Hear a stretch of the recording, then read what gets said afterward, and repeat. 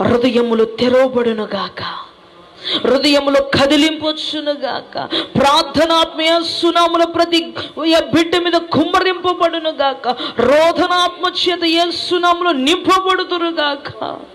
ఎబ్రీ స్త్రీల వలె యేసునామములో ఎలుగెత్తి ప్రార్థన చేయు ఆత్మ యేసునామములో వచ్చునుగాక.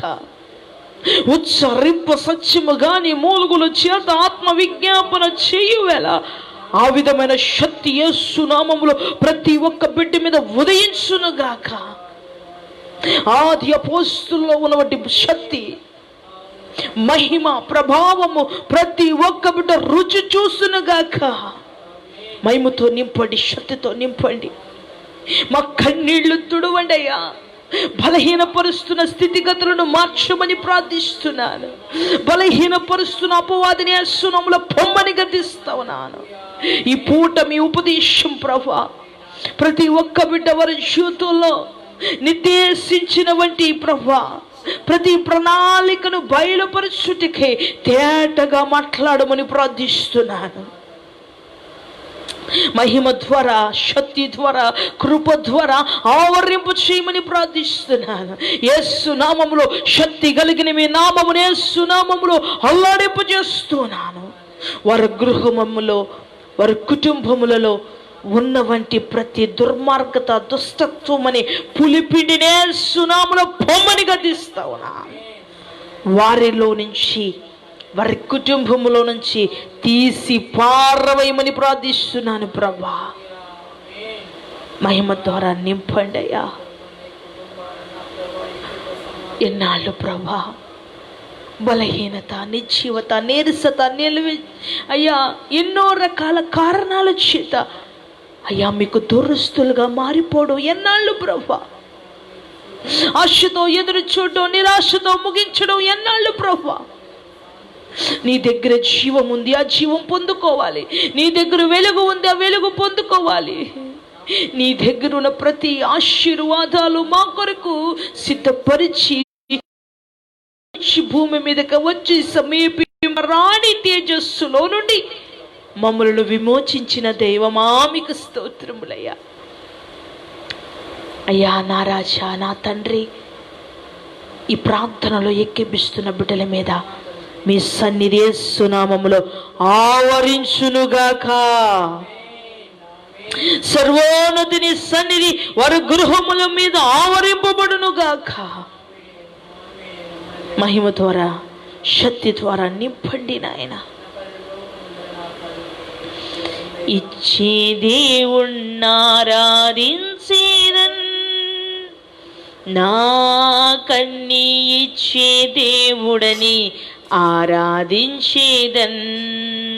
ఇచ్చే దేవుణ్ణారాధించేదన్, నా కన్ని ఇచ్చే దేవుడని ఆరాధించేదన్. ఆరాధన ఆరాధన యేసు, ఆరాధన ఆరాధన, ఆమేన్. ఆరాధన ఆరాధన ఆరాధన ఆరాధన ఆరాధన ఆరాధన. యేసు ఇచ్చే దేవుణ్ణారాధించేదన్, నా కన్ని ఇచ్చే దేవుడని ఆరాధించేదన్. నా కన్ని ఇచ్చే దేవుడని ఆరాధించేదన్. చెప్దాం అందరం. ఆరాధన ఆరాధన ఆరాధన ఆరాధన ఆరాధన. యేసు ఆరాధన ఆరాధన ఆరాధన. యేసు ఆరాధన ఆరాధన ఆరాధన. అడుగు వాటి కంటే అధికముగా, ఊహించు వాటి కంటే అత్యధికముగా, అడుగు వాటి కంటే అధికముగా, ఊహించు వాటి కంటే అత్యధికముగా ఇచ్చే దేవుణ్ణారాధించేదన్, కన్నీ ఇచ్చే దేవుడని ఆరాధించేదన్, నా కన్నీ ఇచ్చే దేవుడని ఆరాధించేదన్, నా కన్నీ ఇచ్చే దేవుడని ఆరాధించేదన్. ఏ కదువా లేకుండా సమస్తమును ధారాళముగా బిడ్డ, ఏ కదువా లేకుండా సమస్తమును ధారాళముగా యేసయ్యా ఇచ్చే, పడదాం, లేకుండా సమస్తమును ధారాళముగా ఇచ్చే దేవుణ్ణి ఆరాధించేదన్, నా కన్నీ ఇచ్చే దేవుడని ఆరాధించేదన్, నా కన్నీ ఇచ్చే దేవుడని ఆరాధించేదన్, నా కన్నీ ఇచ్చే దేవుడని ఆరాధించేదన్. నా కోరిక తీరునట్లుగా నేను తృప్తి పొందునట్లుగా, మార్చి పడదాం,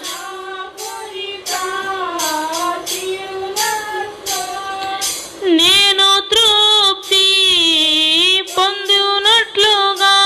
ఒక్కసారండి, నీ కోరిక తీరునట్లుగా నీవు తృప్తి పొందునట్లుగా, పడదాం మన పొక్కలతో చెప్పు, ఇక తీరినట్లుగా నీవు తృప్తి పొందునట్లుగా, మరలా చెప్తాం, నీ కోరిక తీరునట్లుగా నీవు తృప్తి పొందునట్లుగా, నీ కోరిక తీరునట్లుగా నీవు తృప్తి పొందునట్లుగా యేసయ్యా ఆరాధించేదన్, నా కన్నీ ఇచ్చే దేవుడని ఆరాధించేదన్, నా కన్నీ ఇచ్చే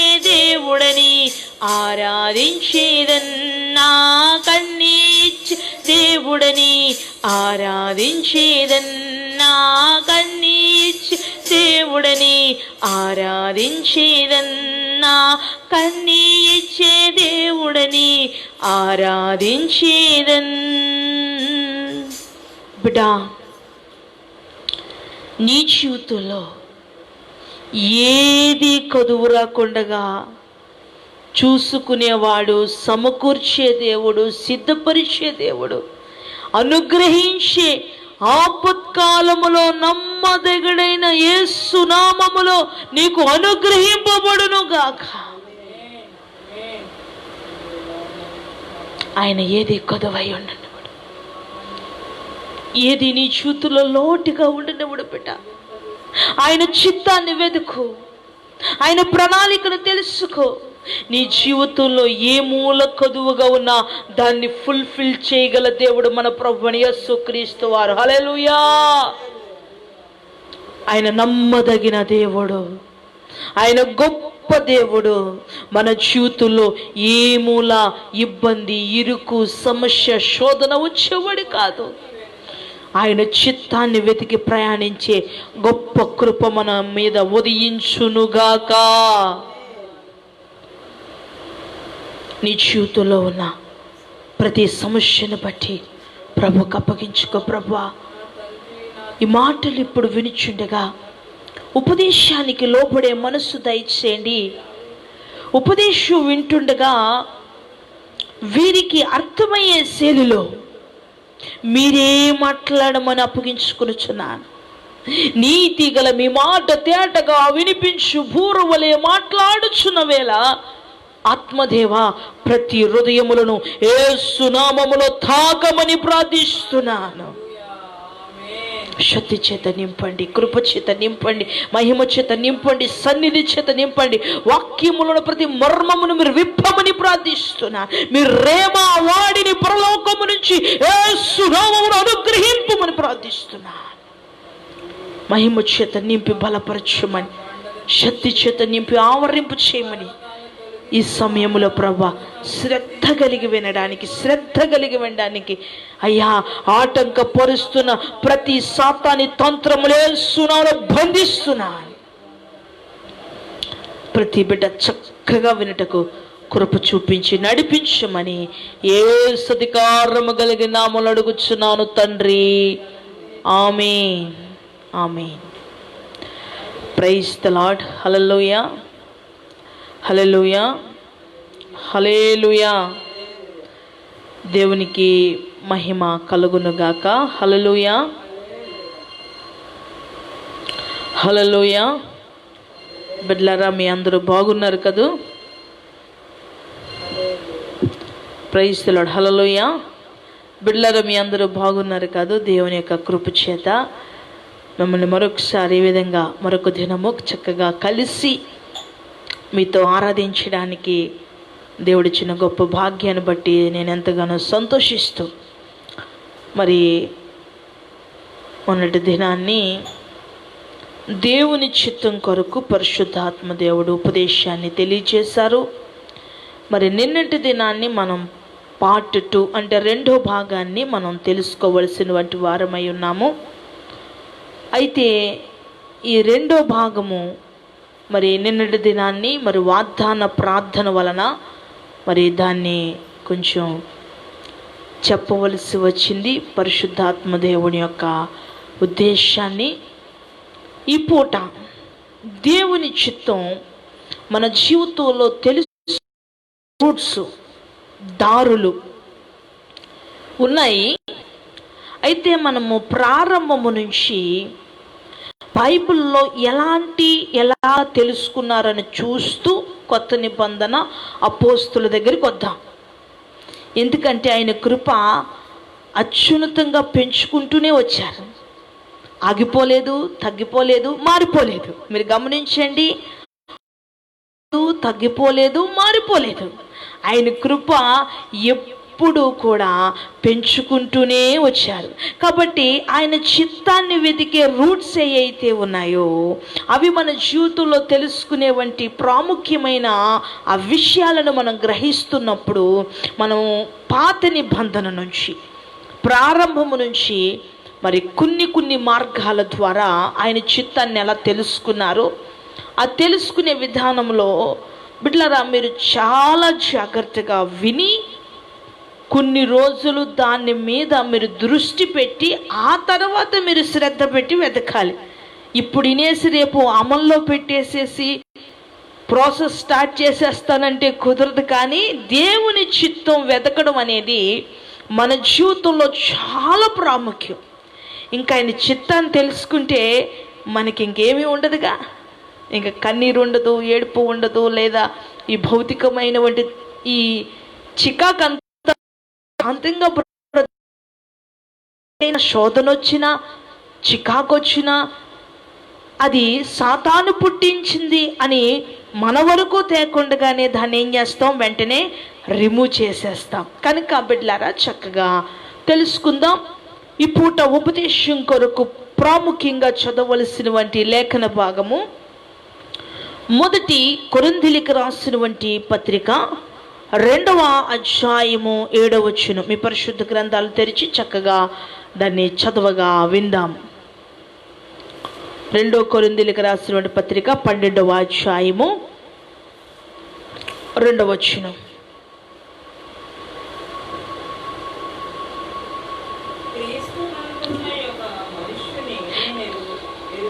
క్రీస్తు యందున్న ఒక మనుష్యుని నేను ఎరుగుదును, అతడు 14 సంవత్సరముల కిందట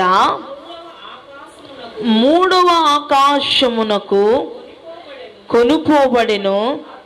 అతడు ఒక్క నిమిషం అండి, 2వ అధ్యాయము 7వ వచనం. ఒక్క నిమిషం అండి, ఒక్క నిమిషం. 2వ అధ్యాయము 7వ వచనం. క్షమించండి, 2వ అధ్యాయము 7వ వచనం.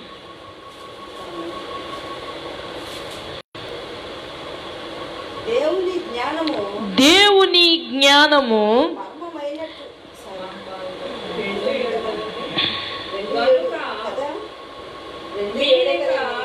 అవునండి, అవునండి, చదవండి.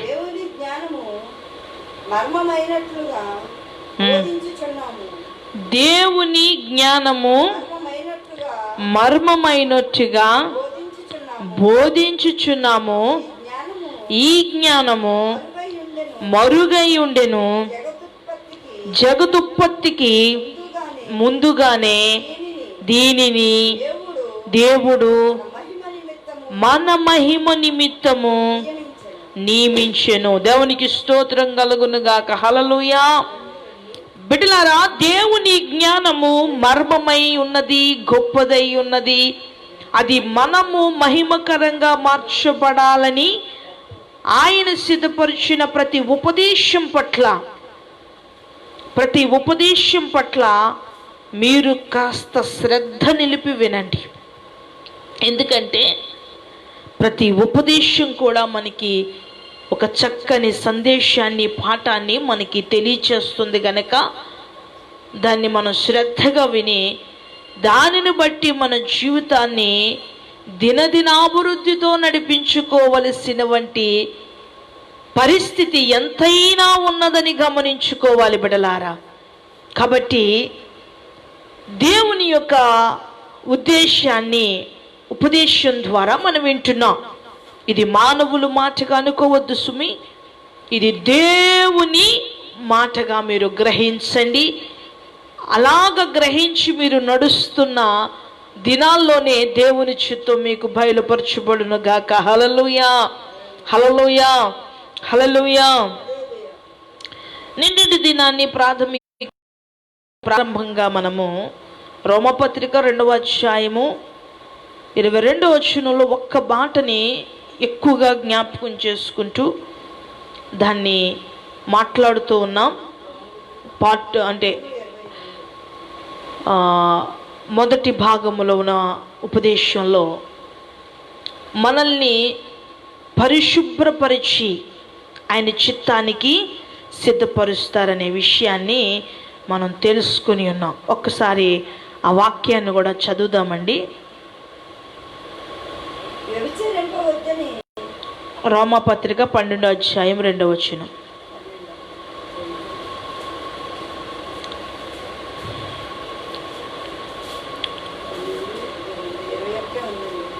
పన్నెండో అధ్యాయము 2వ వచనం.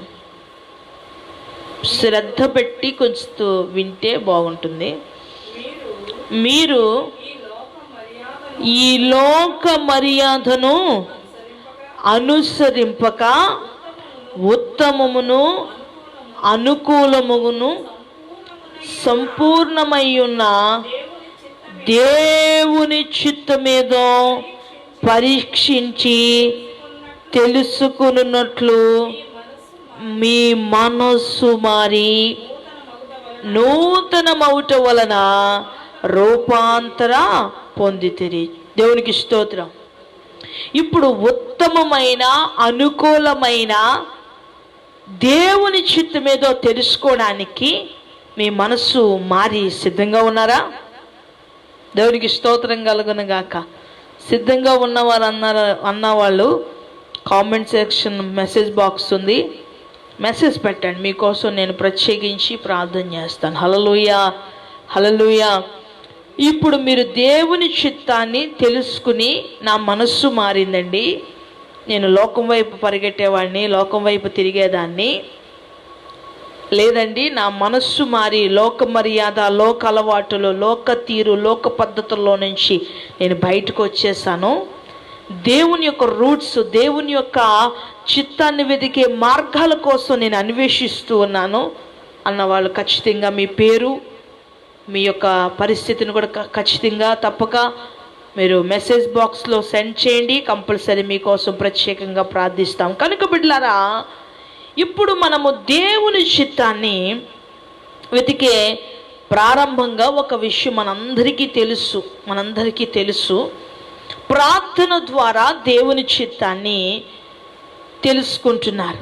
మీరు చేసే దేవుని చిత్తంగా ప్రార్థన అనేది ఎలాగో మీరు ఒకసారి ఆలోచన చేయండి.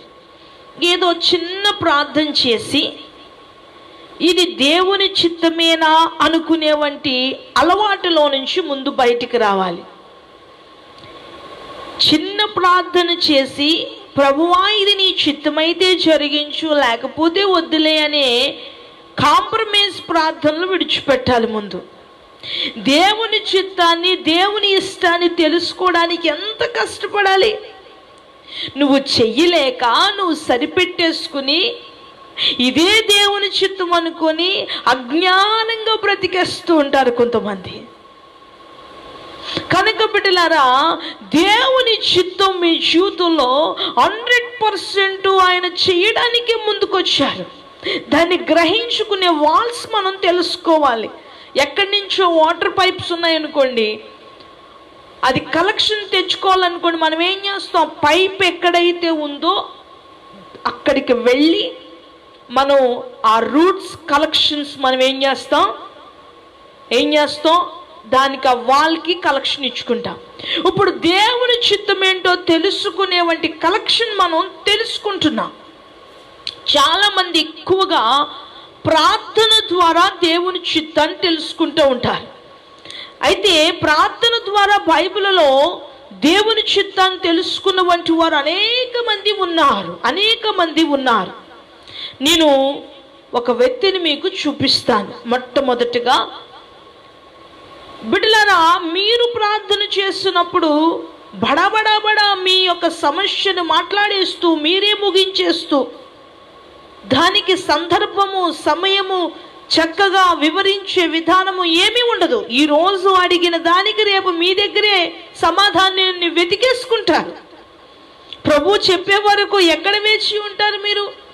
ఇప్పుడు తలంచితే రేపు అది జరగాలనే ఆలోచన తీరు మీది. ప్రార్థనలో అది రేపటికి, కొన్ని నెలలకి, కొన్ని సంవత్సరాలకి, నా జీవితానికి ఎంత కావాలి అనే స్థాయి మీ జీవితంలో స్థిరపరచబడకపోవడం వలన నిమిషాలకి ప్రార్థనలు మారిపోతున్నాయి, ఆశలు మారిపోతాయి, కోరికలు మారిపోతాయి.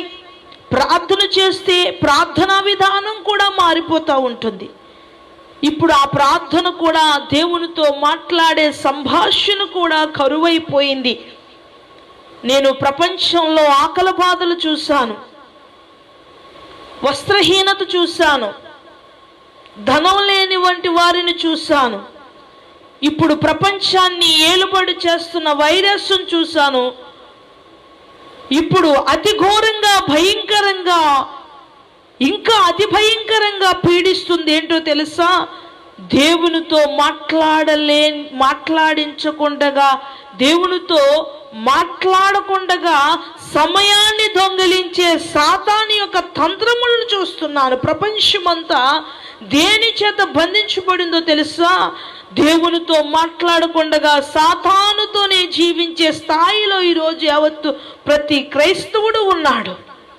దేవునితో మాట్లాడలేని స్థాయి ఈరోజు క్రైస్తవుడికి నిలువెత్తు నిదర్శనంగా పెట్టుకుంటున్నాడు. కనుక మాట్లాడవలసిన స్థాయి నుంచి మాట్లాడలేని వంటి పరిస్థితికి ఈరోజు దిగజారిపోయాడు. అంటే కేవలం దేవుని మీద, దేవుని చిత్తం మీద, దేవుని ప్రణాళిక మీద ఆశ లేదు, ఆసక్తి లేదు. తన జీవితం ఏదో రీతిగా జరిగిపోతుంది అంతే. ఎంత అజ్ఞానం అండి మనిషిని ఏలుబడి చేస్తుంది. ఈరోజు మీరు చేసే ప్రార్థన మీ దృష్టికి ఎంత యోగ్యకరంగా ఉంటుంది, ఎంత ప్రీతికరంగా మారుతుంది. ఆ కొద్దిపాటి ప్రార్థనన్నా వినసొంపుగా చేసే ఒక పరిస్థితి అయినా నీ జీవితంలో ఉందా అంటే అది లేదు. ఇప్పుడు ఏ ముఖం పెట్టుకొని దేవుని చిత్తాన్ని ఎదగడానికి వచ్చో చెప్పండి ఒక్కసారి. ప్రాథమికంగానే మీరు ఎలా ఉన్నారు, ఈ రూట్నే మీరు కన్ఫర్మ్ చేసుకున్నారనుకోండి, నేను ఒక్కొక్కటి చెప్పుకుంటా వస్తాను, చాలా ఉన్నాయి. చివరికి పరిశుద్ధాత్మ ద్వారా మనం రూట్స్ని ఎలా కన్ఫర్మ్ చేసుకోవాలో కూడా పరిశుద్ధాత్మ దేవుడు మనకి బోధిస్తాడు. ఆ ఉపదేశం ద్వారా చక్కగా వినండి. మనము చాలా గ్రహించుకొని మనం నడుచుకోవలసిన అవసరత ఉండవలసిందై ఉండి ఏది గ్రహించకే నడిచేస్తూ ఉంటున్నారు. సరే, ఇప్పుడు ప్రార్థన ద్వారా దేవుని చిత్తాన్ని మనం కన్ఫర్మ్ చేసుకోవాలి. ప్రభువా ఇవ్వి తండ్రి, యేసయ్యా నాకు ఇలాగివి ప్రభువా, నాకు అలాగివి ప్రభుని అడగడమే తప్ప అడిగింది నీకు ఇష్టమా, అడిగింది మీ చిత్తమా అని అడిగిన వారు ఎంతమంది ఉన్నారు? నువ్వు అడుగుతున్న ప్రతీది కూడా ఇది నీ చిత్తమేనా ప్రభువా అని అడిగి మాట్లాడుతునే స్థాయి నీ జీవితంలో ఉందా? బిడా, దేవుని చిత్తం చాలా యోగ్యమైనది. మనకి అది అడిగే పదమే మనము చాలా చక్కగా పలకవలసిందై ఉంది. దేవుని చిత్తం చాలా ప్రత్యేకమైంది బిడ్డలారా. అది అన్నిటిలో కలిపేసి అడిగేస్తే కుదరదు. అది చక్కగా వివరంగా నువ్వు దేనికోసమైతే అడుగుతున్నావో అది చక్కగా అడగాలి. బైబిల్లో ఒక భక్తుడు దేవుని చిత్తాన్ని ప్రార్థనలో కనిపెడుతున్నాడు. ప్రభువాని చిత్తం ఏంటి ప్రభువా అని కనిపెడుతున్నాడు. కనిపెడుతున్నప్పుడు చూడండి, సంఖ్యాకాండము 22వ అధ్యాయము, చక్కగా వినండి. సంఖ్యాకాండము 22వ అధ్యాయము 12 వచనం.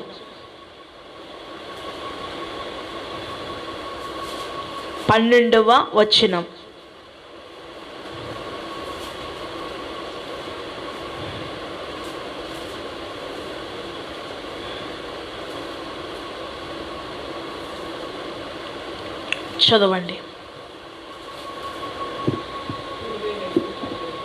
చదవండి.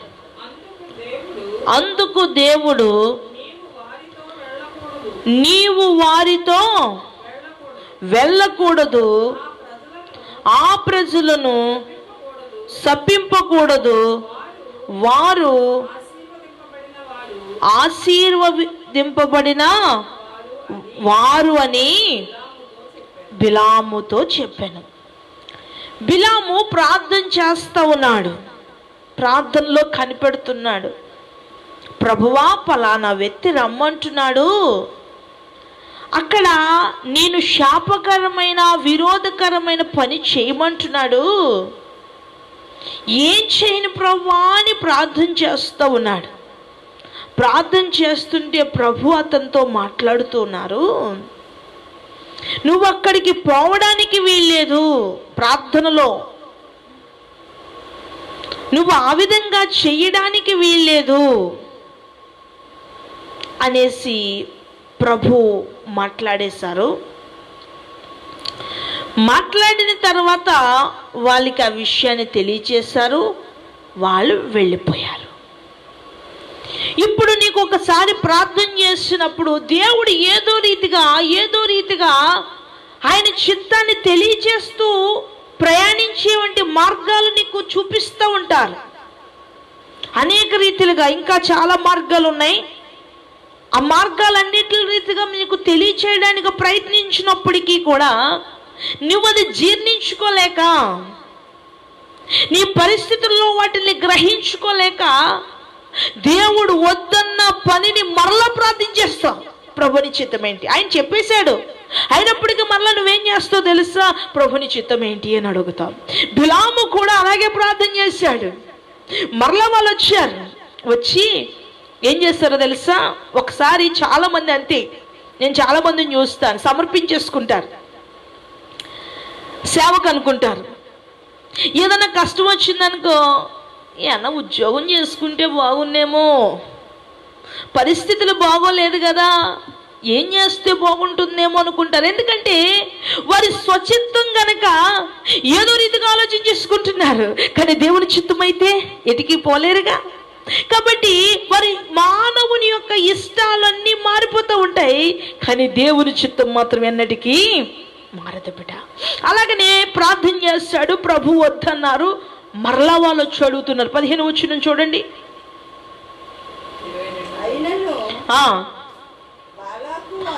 బాలాకు వారికంటే బహుఘనత వహించిన మరి ఎక్కువ మంది అధికారులను మరలా పంపెను.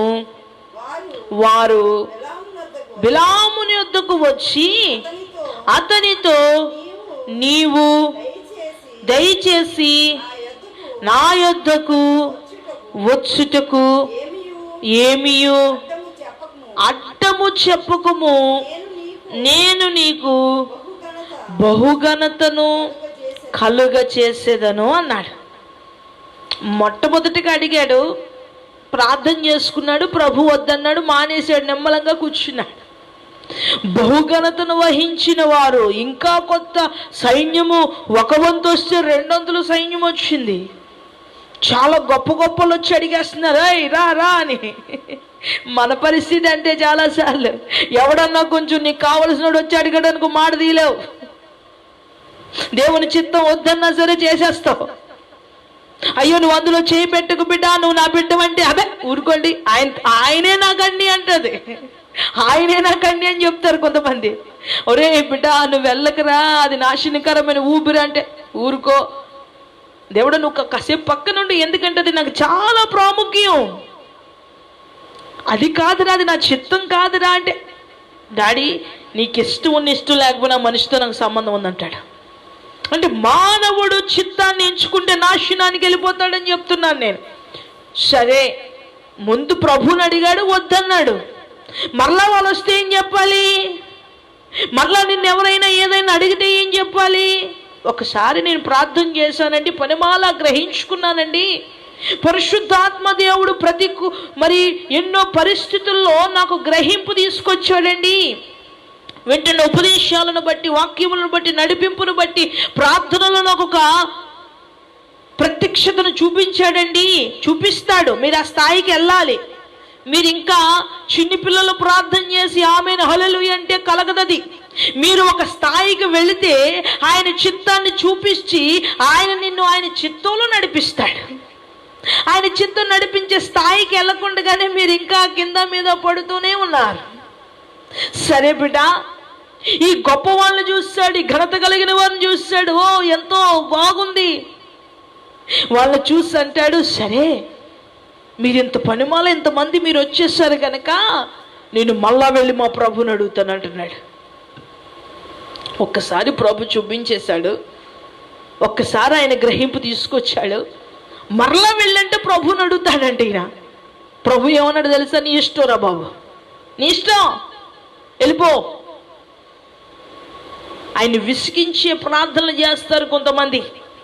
ఒక్కసారి వద్దంటున్నాడా ఏంటో గ్రహించుకోకుండా దేవుని చిత్తం బయలుపరచబడిన తర్వాత, అది ఎవరైనా ప్రవక్తల ద్వారానో యాజకుల ద్వారానో ఏదో ఒక విషయంలో దేవుడు తెలియచేసినప్పటికీ కూడా మరలా వద్దన్న పని చేస్తాడు. చాలా మంది చేస్తున్నారు ఈరోజు. ఓయ్ నువ్వు ఎలా ఉండంటే, నేను ఎందుకు అలా ఉంటాను?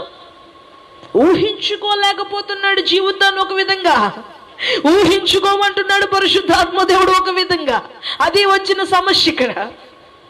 కనుక బిడ్డలారా, దేవుని చిత్తం మన జీవితంలో చాలా ప్రాముఖ్యమని గమనించాలి. ప్రార్థన చేస్తున్నప్పుడు దేవుని చిత్తానికి వ్యతిరేకంగా, దేవునికి వ్యతిరేకంగా వెళ్ళిపోయాడు. ప్రార్థన చేశాడు, దేవుని చిత్తాన్ని వెతికాడు, దేవుడు కూడా సమాధానం ఇచ్చేస్తాడు. అయినప్పటికీ వాళ్ళని బట్టి ఆశపడిపోయాడు. ఒక ఘనత ఇస్తానన్నాడు కదా, గొప్పవాడిగా చేస్తానన్నాడు కదా, దేవుని చిత్తాన్ని మరిచి వాళ్ళు కలిసిపోయాడు.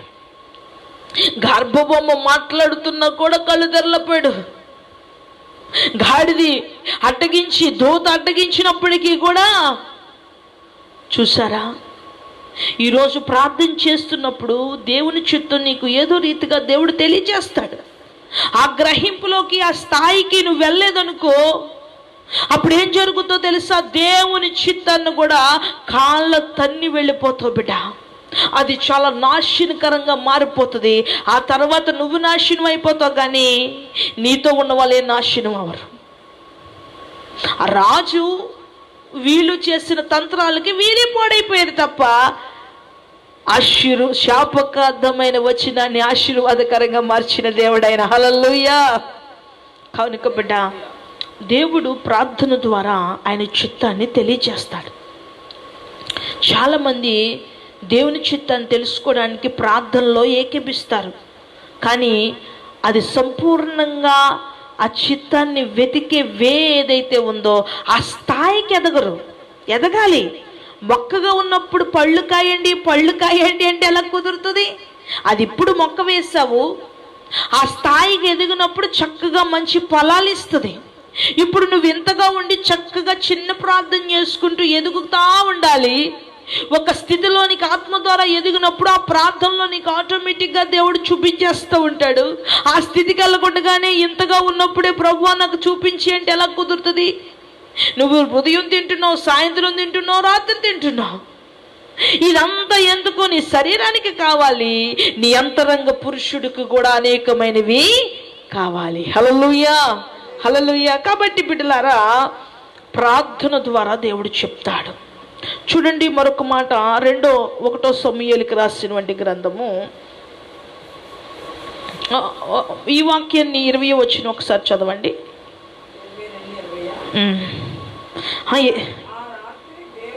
ఆ రాత్రి దేవుడు బిలాము యొద్దకు వచ్చి, ఆ మనుషులు నిన్ను పిలవచ్చిన నన్ను ఇసుకించుకి, ఇంకా నేను పిలవాలనుకుని వాళ్ళు వచ్చారంటే వెళ్ళిపోయి, ఇంకా నేను ఒకసారి చెప్పేసి వెళ్ళొద్దని అని చెప్తున్నాడు దేవుడు. చదువు.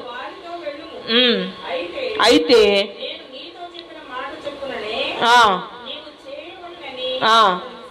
చూసారా?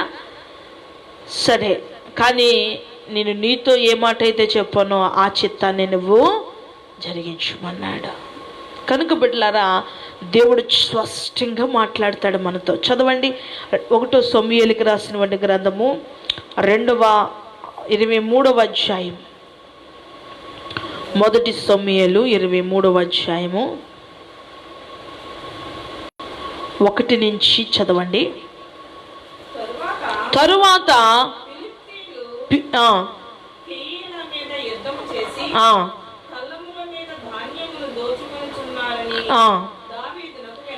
దావీదునకు వినబడెను. అంతట దావీదు, నేను వెళ్ళి ఈ హతము చేయుదునా అని యెహోవా యొద్ద విచారణ చెయ్యగా, యెహోవా నీవు వెళ్ళి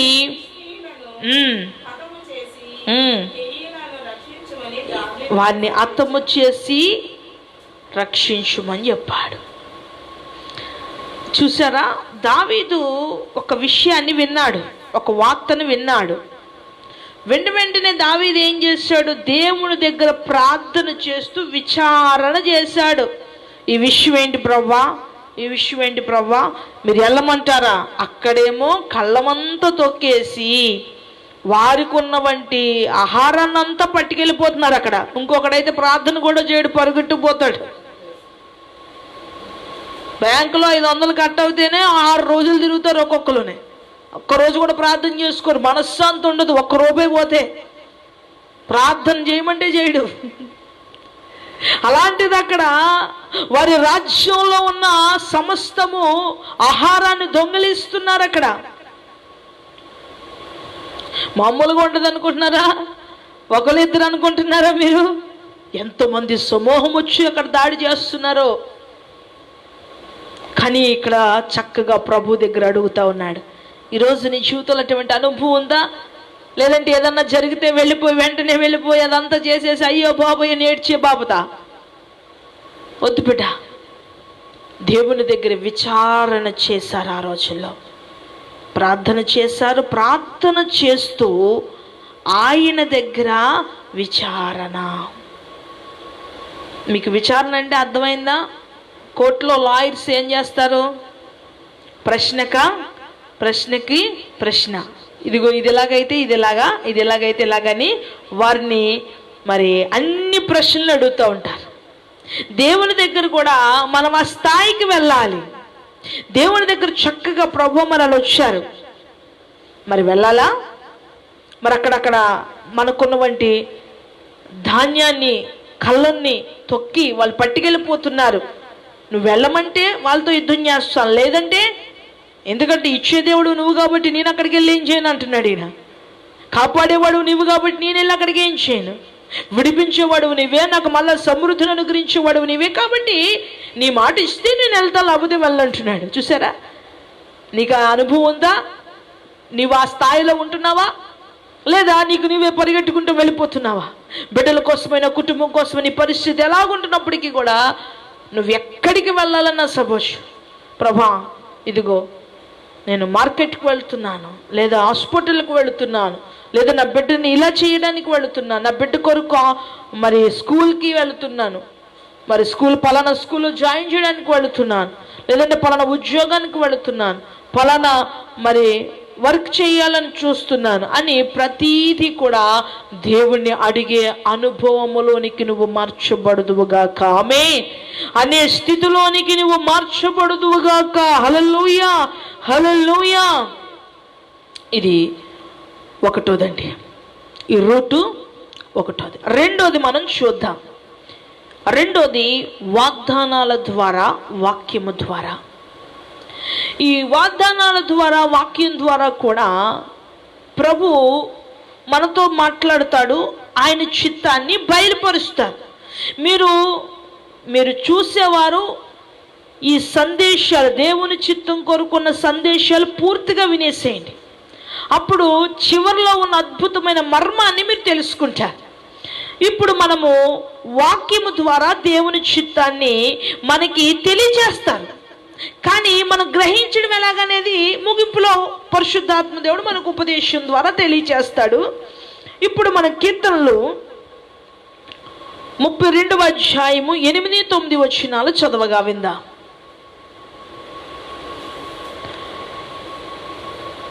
32:8-9 వచనాలు.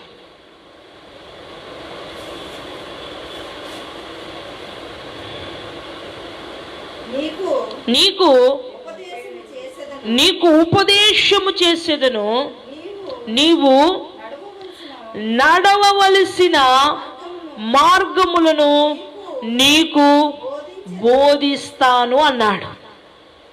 బిడ్డలారా, వాక్యము ద్వారా, ఉపదేశం ద్వారా దేవుని చిత్తాన్ని తెలియజేస్తాడు. ఇక్కడ దేవుడు ఏమన్నాడు తెలుసా? నేను నీకు ఉపదేశం ద్వారా ఏంటండి, నీవు నడవవలసిన త్రోవలు నేను నీకు బోధిస్తాను. ఇప్పుడు నువ్వు బోధకు కట్టుబడితే కదా దేవుని చిత్తం తెలిసేది. కంటిన్యూస్గా బోధలను వింటేనే కదా దేవుని చిత్తం మీద గ్రహించుకునేది. ఇది ఒక రూటు. అన్నీ నువ్వు గ్రహించుకునే స్థాయిలో ఉండాలి బిడ్డలారా. ఈ రూట్లో దేవుడు ఏమంటున్నాడు తెలుసా? నీవు నా ఉపదేశం ద్వారా నీవు నడవవలసినటువంటి మార్గాలు నేను నీకు బోధిస్తాను అంటున్నాడు. కాబట్టి ఉపదేశం చాలా అవసరం, దేవుని మాటలు చాలా అవసరం. అప్పుడు మనము ఆయన ఏదైతే గైడెన్స్ ఇస్తారో, ఏదైతే మనకు అనుకూలపరుస్తారో, ఆయన చిత్తం మీద తెలుసుకోవడం మనకి ఈజీగా ఉంటుంది. రెండోది చూడండి, కీర్తనల గ్రంథము 119వ దావీదు కీర్తన 50వ వచనం. 119వ దావీదు కీర్తన 50వ వచనం చదవండి. 50వ వచనం. నీ వాక్యము నన్ను బ్రతికించి ఉన్నది, నా బాధలో ఇదే నాకు నెమ్మది కలిగించి. దేవునికి స్తోత్రం కలుగునుగాక. ఇప్పుడు మన బాధ వచ్చినప్పుడు, మన కష్టం వచ్చినప్పుడు ఆయన వాక్యమట మనకి నెమ్మదినిస్తుందట, బ్రతికిస్తుందట. కాబట్టి ఉపదేశము మన జీవితాలను ఏం చేస్తుంది? ఏది చేయకూడదో, ఏది చెయ్యాలో ఆయన చిత్తాన్ని స్పష్టంగా తెలియజేస్తుంది. ఉపదేశం చాలా అవసరం కనుక 2 తిమోతీయులకు రాసినటువంటి పత్రిక 3వ అధ్యాయం 16వ వచనం, మీ పరిశుద్ధ గ్రంథాలు తెరిచి చదవండి. ఇది చాలా ముఖ్యమైనటువంటి మాటలు. మీరు చక్కగా రాసుకోండి. మీ జీవితాలను బాగు చేసేయి, మీకు చాలా అవసరమైనవి. పరిశుద్ధాత్మ దేవుడు ఎంతో ప్రేమించి మనకి అనుగ్రహించాడు. హల్లెలూయా. ఆయన ఎంతో ప్రేమించి, మరి మాట్లాడడం చదవడం రాదు నాకు నిజంగా. పరిశుద్ధాత్మ దేవుడు ఈ నోటిని ఆయన వాడుకుంటున్నాడు తప్ప ఈ మాటలన్నీ పరిశుద్ధాత్మ దేవుడు బోధిస్తున్నాడు. హల్లెలూయా. చూడండి, 2 తిమోతిలకు రాసిన పత్రిక 3వ అధ్యాయం 16వ వచనం. దైవజనుడు సన్నద్ధుడై ప్రతి సత్కార్యమునకు పూర్ణముగా సిద్ధపడి ఉండునట్లు కలిగిన ప్రతి లేఖనము ఉపదేశించుటకును ఖండించుటకును తప్పు దిద్దుటకును నీతియందు శిక్ష చేయుటకును ప్రయోజనకరమై ఉన్నది. దైవజనుడట సన్నద్ధుడై ఉన్నప్పుడట ఆ ఉపదేశం ఏ విధంగా ఎత్తబడినా నీ జీవితం మార్చబడే స్థాయిలో ఉంటుంది కనుక ఉపదేశం ద్వారా, సందేశం ద్వారా మనకి దేవుని యొక్క చిత్తాన్ని మనకి ప్రభు బయలుపరుస్తాడు. ఇదొక వే. దేవుని చిత్తాన్ని మనకి తెలియచేయడానికి లేదా గుర్తించడానికి, ఆ విధంగా గ్రహింపులోనికి రావడానికి ఆయన యొక్క ఉపదేశాలు, వాగ్దానము ఈ 2 కూడా చాలా అవసరం. దైవజనుడు సన్నద్ధుడై ఉన్నప్పుడు ఏమేమి చేయడానికట? మరొకసారి చదవండి మాటలు చక్కగా. ప్రతి సత్కార్యమునకు పూర్ణముగా సిద్ధపడి ఉండినట్లు దైవావేశము వలన కలిగిన ప్రతి లేఖనము ఉపదేశించుటకును ఖండించుటకును తప్పు దిద్దుటకును నీతియందు శిక్ష చేయుటకును ప్రయోజనకరమై ఉన్నది. హల్లెలూయా. ఇప్పుడు నీకు ఉపదేశం ద్వారా ఆయన చిత్తం చక్కగా బయలుపరచబడుతుంది. మీరన్నీ గ్రహించుకోవాలి బిడ్డలారా. బత్తి అంటే ఒక చాక్లెట్ తింటే సరిపోద్ది అనుకుంటున్నారు, ఒక పేపర్ చదివితే సరిపోద్ది ఒక వాగ్దానం పట్టుకొని సంవత్సరం అంతా కూర్చుంటే సరిపోద్ది అనుకుంటున్నారు. లేదు బిడ్డ, చాలా విషయాలు మనం తెలుసుకోవాలి. అయితే మరి వాగ్దానం ద్వారా ఆయన చిత్తాలు మనకి తెలియచేస్తాడు. చూడండి, నిర్గమకాండము, నేను నిర్గమకాండము 34వ అధ్యాయము 10వ వచనం చదవగా విందాం. 34:10.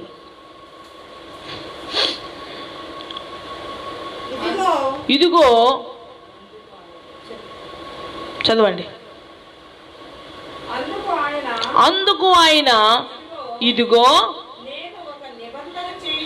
నేను ఒక నిబంధన చేయుచున్నాను, భూమి మీద ఎక్కడనైనను ఏ జనములోనైనను చేయబడని అద్భుతములు నీ ప్రజలు అందరి ఎదుట చేశారు. చూసారా, ఇది వాగ్దానం మోషేకి దేవుడు ఇస్తా ఉన్నాడు.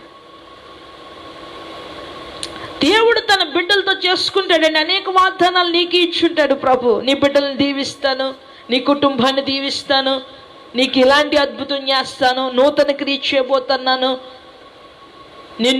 నీవు నీ కుటుంబం ఆశీర్వాదకరంగా ఉంటా అంటే ఏదో కాసేపు చూసుకుని మురిసిపోయి బైబిల్లో పెట్టుకుని కొన్ని రోజుల తర్వాత మర్చిపోయి అనుకుంటున్నావు. ఆయన మర్చిపోయే దేవుడు కాదు. ఉపదేశం ద్వారా, వాగ్దానము ద్వారా ఆయన చిత్తాన్ని తెలియచేస్తాడు. నిజంగా ఇప్పుడు మనమే ఆయన అద్భుతాలు చూస్తాం. నీ బిడ్డలు, దేవుడు అంటున్నాడు, మరొకసారి వాక్యాన్ని చదవండి మీరు చక్కగా. అందుకు ఆయన ఇదిగో నేను ఒక నిబంధన చేయుచున్నాను. ఇశ్రాయేలీయులతో ఒక నిబంధన చేస్తున్నాడు. చెప్పండి, భూమి మీద ఎక్కడ ఉన్నా మీరు ఏ జనములోనైనను చేయబడని అద్భుతములు నీ ఎక్కడండి నీ ప్రజలందరూ ఎదుట చేసేదను. హల్లెలూయా. అందరిలోనండి? అందరితోనండి? కాదు కదా. అందరితో చేస్తానని చెప్పాడా? అందరిలాగా నువ్వు ఉంటే, అందరితో నీవు ఉంటే, అందరి పనులు చేస్తుంటే, అలాగే జీవిస్తుంటే ఎలా బతికేసినా పర్లేదండి, ఎలా భక్తి చేసినా పర్లేదండి. అందరూ అలాగే చేస్తున్నారు కదండి, అలా చేస్తే ఎలాగండి అంటుంది వాక్యం. అవును బిడ్డ, అందరిలాగా చేస్తే కొన్ని ఒత్తించు, అందరిలాగా జీవిస్తే కొన్ని పనికే రావు నీకు. ఇక్కడ అంటున్నాడు, అందరిలో నీ జనులైన వారికి నేను ఎవ్వరికీ చెయ్యలేని అద్భుత కార్యాలు నీలో చేస్తాను, నీతో చేస్తాను, నీ బిడ్డలకు చేస్తాను అని నీకెన్నో వాగ్దానాల ద్వారా ఆయన యొక్క అద్భుతమైన ప్రణాళికను బయలుపరిస్తే ఇంకా ఏంటో అని అవన్నీ మర్చిపోయి ప్రార్థన చేస్తావు నువ్వు. వాగ్దానం ఈ రోజు కనుక్కుంటున్నావేమో, నీ జీవితాంతకాలం అది నీ వాగ్దానం. వాగ్దానము ద్వారా, వడంబడికి ద్వారా ఆయన చిత్తాన్ని బయలుపరుస్తాడు. ఈరోజు ఉపదేశం నీ చిత్తాన్ని వెతకడానికి, నీకు ఎన్నెన్నో వాగ్దానాలు ఎన్ని కూడా నువ్వు చక్కగా దేవుని చిత్తాన్ని వెతకడానికి ఒక చక్కని రూట్ ఆయన ఇస్తున్నాడు. ఇవన్నిటిని పక్కన పెట్టేసేసి బోర్ నేడుస్తూ ఉంటారు కొంతమంది బిడ్డ. కాబట్టి ఆయన అంటున్నాడు, నీతో వడంబడిక చేసుకుని నీకు వాగ్దానాన్ని ఇచ్చి కూడా ఆయన చిత్తాన్ని తెలియచేస్తాడు. గ్రహింపులోకి రండి. 1:1 మీరు గ్రహించుకొని ఎన్ని రూట్స్ ఉన్నాయో మనకి. చివరిలో పరిశుద్ధాత్మ ద్వారా కూడా మనకి ఎన్ని విధానాలుగా ఉన్నాయో మనకి పరిశుద్ధాత్మ దేవుడు చక్కగా బోధిస్తాడు. చూడండి, మనము 3వదిగా చూద్దాము. 2వదిగా మనం వాగ్దానం ద్వారా, ప్రార్థన ద్వారా. 3వదిగా మరి సూచనల ద్వారా కూడా ఆయన చిత్తాన్ని మనకి బయలుపరుస్తారు. సూచనల ద్వారా మరి మనం చాలాసార్లు సూచనలు అనగానే మీరు చక్కగా గ్రహిస్తారు. ఏమనంటే, ఇదిగోనండి ఫలానా పనికి వెళ్ళానండి, అక్కడికి వెళ్ళానండి, అక్కడికి వెళ్ళేంత వరకు ప్రార్థన చేసుకున్నానండి, దేవుని చిత్తమైతే ప్రభువా నీ చిత్తమైతే జరిగించు, నీ చిత్తమైతే జరిగించు అని ప్రార్థన చేశానండి. తీరా అక్కడికి వెళ్ళాక కరెంటు పోయిందండి, అప్లికేషన్ పెట్టుకోలేదండి, లేదంటే ఫలానా పని ఏదో ఆటంకం వచ్చిందండి, దేవుని చిత్తం కాదేమనుకుని ఇంటికి వచ్చేసానండి అంటారు. ఈ విధంగా మాట్లాడుకోవడం చాలా ఈజీ అయిపోయింది. బిడ్డలారా, మీరు చాలా జాగ్రత్తగా దేవుడు చూపిస్తున్న సూచనల ద్వారా దేవుని చిత్తం ఏదో తెలుసుకోవాలి. అంతేగాని కరెంటు పోతే దేవుని చిత్తం, ఆటో దొరకకపోతే దేవుని చిత్తం. చాలా మంది ఈ మాట అంటారు. దేవుని కృప వల్లండి ఆటో దొరికిందండి బయటికి వెళ్ళగానే. దేవుని కృప వల్ల ఇలాగెళ్ళానండి బస్సు దొరికేసిందండి. దేవుని చిత్తం వల్ల నాకు డబ్బులు కూడా అప్పు పుట్టిందండి అంటారు. దేవుని చిత్తం వల్ల అప్పు పుట్టవచ్చు, బస్సు దొరకవచ్చు, ఆటో దొరకవచ్చు, కానీ దేవుని చిత్తం వల్ల పరలోకం పొందుకుంటామో లేదో అది పాయింట్. దేవునికి స్తోత్రం కలుగుతుంది కాక. ఇవన్నీ సరే బిడ్డ, ఇవన్నీ చక్కగా దేవుని చిత్తం ద్వారా పొందుకో, కాదని అనట్లేదు, కానీ పరలోకం పొందుకోవడం చాలా ప్రాముఖ్యమని తెలుసుకుని దానికోసం ప్రయాణిస్తే దేవుని చిత్తం ఏంటో తెలుస్తుంది. అంతేగాని దేవుని చిత్తం వల్ల బట్టల షాప్కి వెళ్ళానండి, నాకు బట్టలు మంచి బట్టలు అవన్నాయండి, దేవుని మహాకృప అండి అంటాడు. దేవుని మహాకృప బట్టల మీద ఉంటుందా? సరే, నీకు మంచి వస్తువులు ఇచ్చాడు, ఆయన ప్రేమ. దేవుడు నన్ను ఎంతో ప్రేమించి ఇలాంటి దయ, ఇలాంటి గృహం, ఇలాంటి బిడ్డలను అనుగ్రహించాడు. దేవుని కృప, దేవుని ప్రేమ మంచిదే. దేవుడు ఎంతో ప్రేమించి నీకు మంచి వస్త్రాలు ఇచ్చాడు. ఆ వస్త్రాలన్నీ మెరుపులు దొరకలే, ఆ వస్త్రాలకన్నీ కన్నాలే, ఆ వస్త్రాలకన్నీ మెరుపులే. అది దేవుడు ఇచ్చాడండి. ఒకటి జీనీ ప్యాంట్ పుట్టినరోజు కొనుక్కున్నాడు, దేవుని కృపను పెట్టండి 5,000 రూపాయల బట్టలు కొనుక్కున్నాను అన్నాడు. అటు జీనీ ప్యాంట్ అంటే కన్నాలే, దేవుని కృప అంటే కన్నాలు ప్యాంట్లు ఇచ్చింది అడిగి. బిడ్డలారా, మనం బాగా బ్రతికితేనే దేవుని కృప, బతకపోతే కృప కాదు. ఒకటి ఇలా కటింగ్ చేయించుకుని వస్తాడు. దేవుని కృప వల్లండి నేను చక్కగా ఆరోగ్యంగా ఉన్నానంటాడు. ఆడు గుండు చూడాలి, ఆడు ముఖం చూడాలో తెలదు. నిజం బిడ్డలారా, ఆడు సాయంత్రం చూస్తే బార్ షాప్లో ఉంటాడు, పొద్దున్న చూస్తే బైబిల్ పెట్టుకుని ఉంటాడు, మళ్ళీ మాట్లాడితే దేవుని కృప అంటాడు. ఇదేలా ఎక్కడ దేవుని కృప?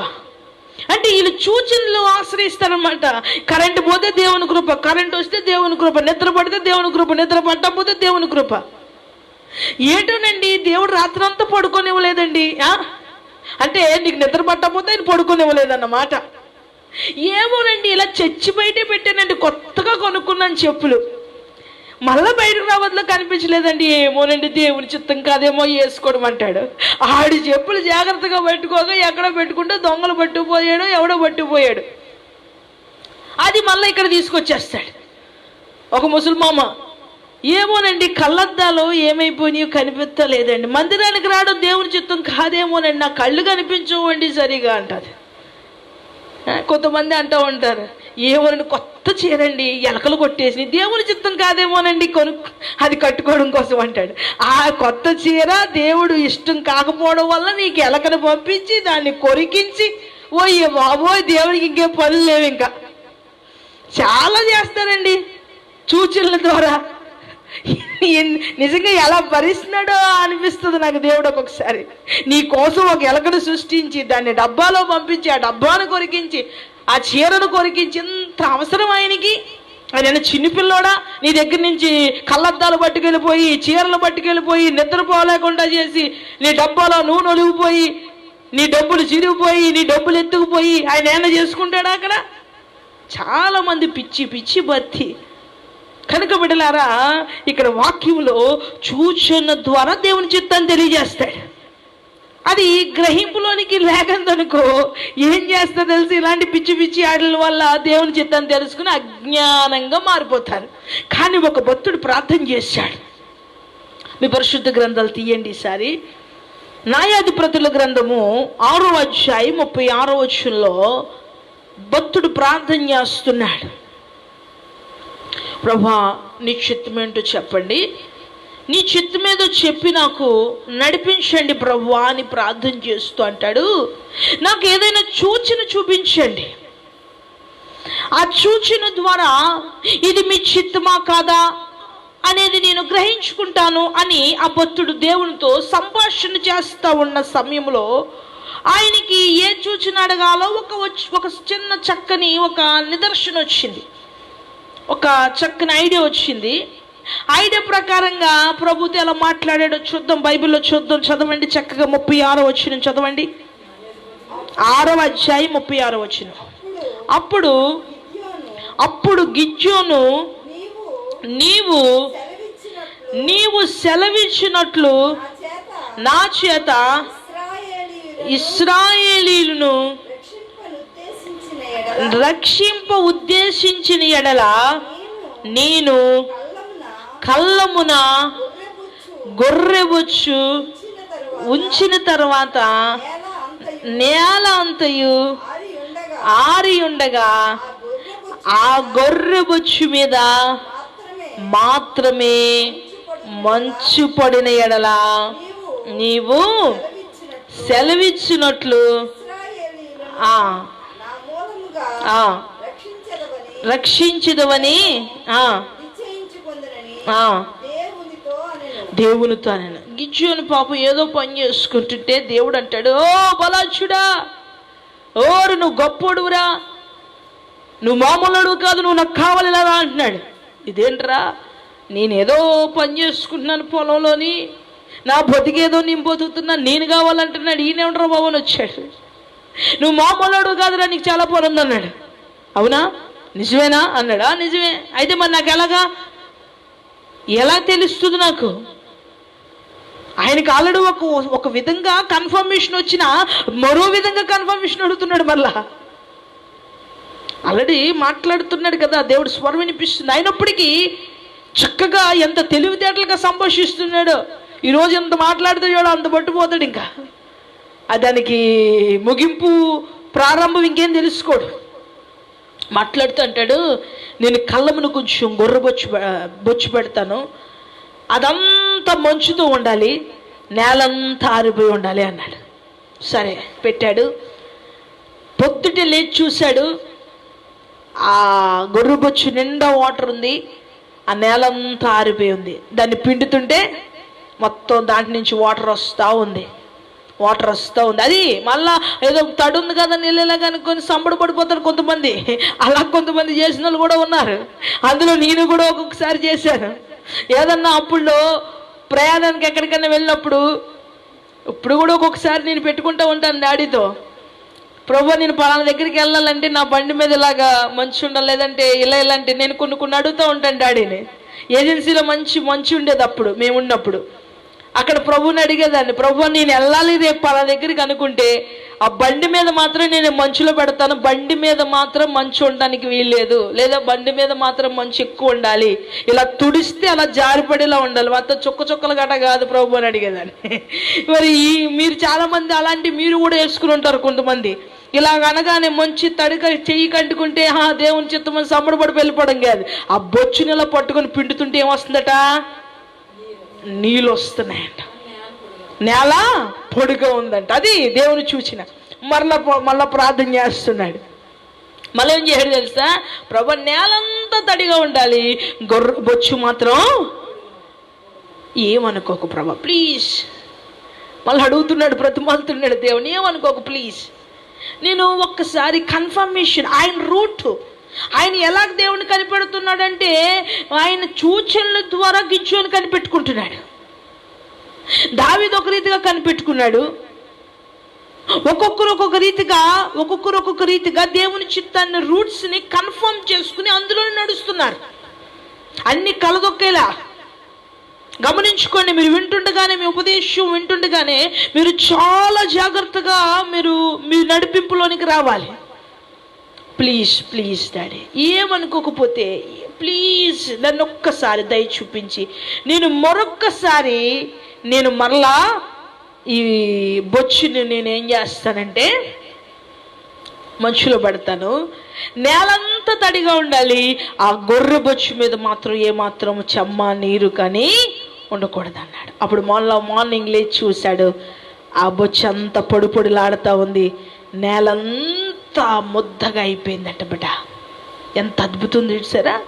దేవుడు నువ్వు ఏదో 1 రోజు 2 రోజులు ప్రార్థన చేసేసి అలాగంటే కుదరదు. ఎంతో దగ్గర సంబంధాన్ని ముందు మరి సంపాదించుకొని ప్రయత్నించాలి. ఏదో ఈరోజు ఏదో చిన్న ప్రార్థన చేసి రేపు అలా చేయ ప్రభు అని రాత్రంతా ప్రార్థన చేసేస్తే జరిగేది బిడ్డ. చాలా మంది అంతే, ఈరోజు ఏదో ఊహించుకుంటాడు సడన్ గా నిద్రలో, పొద్దున్న అది జరగాలంటే నా చేయ ప్రభు అంటాడు, వస్తే ఆడికి ఏం జరగదు. ఇంకా దానికోసం ఎన్ని రోజులు ప్రార్థన చెయ్యాలో. నువ్వు ఎంతో ఒక స్థాయిలో ప్రార్థన చేసి అప్పుడు ప్రభు దగ్గర అడగాలి. 3 ముక్కలు ప్రార్థన చేసేసి ఇలా చేయి ప్రభు అంటే అది ఎలా కుదురుతుంది బిడ్డ, కుదరదు కదా. కాబట్టి సూచనల ద్వారా కూడా ఆయన అప్పుల్లో తెలియచేసినట్టుగా మనం చూస్తూ ఉన్నాం.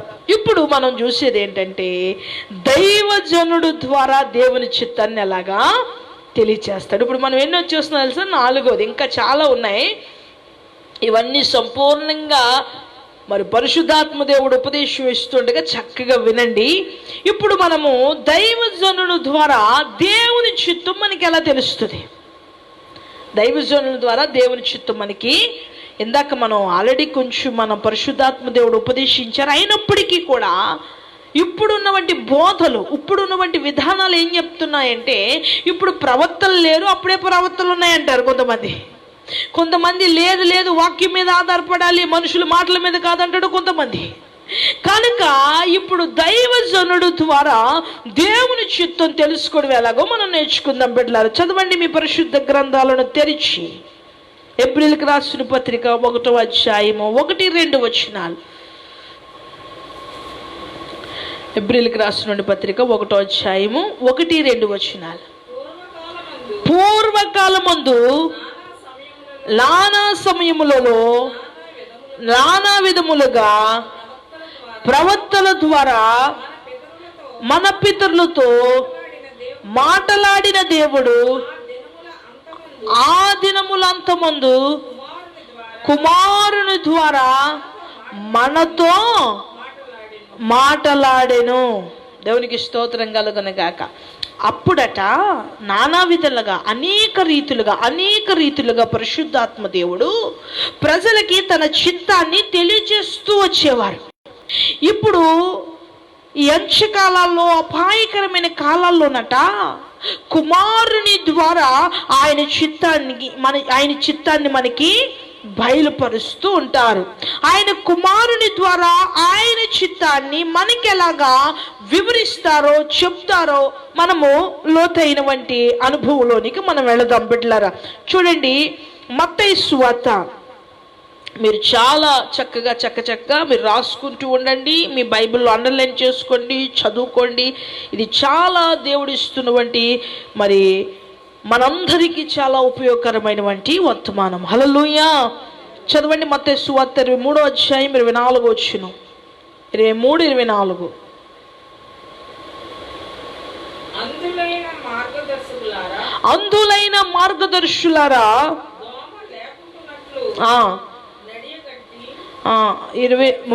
చదువుతున్నారండి. 23వ వచనం 34వ అధ్యాయం 23వ అధ్యాయము 34వ వచనం. అందుచేత ఇదిగో నేను మీ యొద్దకు ప్రవక్తలను జ్ఞానులను శాస్త్రులను పంపుచున్నాను.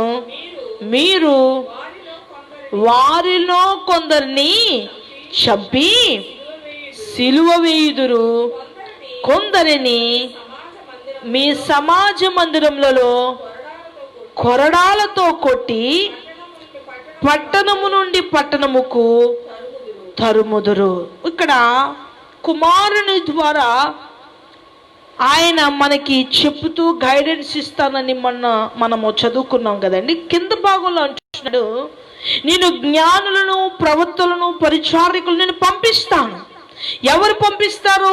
ఎవరు గైడెన్స్ ఇచ్చి పంపిస్తారంటే యేసుక్రీస్తు వారు కుమారుని ద్వారా తగ్గించుకున్న దేవుడు ఆయన ద్వారా, ఆయన ఆత్మ ద్వారా వారు వస్తారట. ఆయన చిత్తాన్ని బయలుపరుస్తారు. ఇష్టం లేనివాడు ఏం చేస్తాడు తెలుసా? తల్లకిందులుగా సిలువేశాడు. నచ్చలేనివాడు ఏం చేశాడు తెలుసా? ఒక ఊరు నుంచి ఇంకో ఊరికి తరిమేశాడు. ఇంకా నచ్చలేనివాడు ఏం చేశాడు తెలుసా? వాళ్ళ మీద తప్పుడు ప్రచారం చేశారు. ఇది ఏం చెప్తున్న బోధ. ఎవరైతే తన కుమారుడులో తన చిత్తాన్ని తెలియజేస్తారో వాళ్ళు ఎవరు యాక్సెప్ట్ చేయరు బిడ్డలారా. ఒకసారి నేను తాడేపల్లిగూడెం ఒక మందిరానికి వెళ్ళినప్పుడు అక్కడ పరిశుద్ధాత్మ దేవుడు చాలా దుఃఖపడ్డాడు.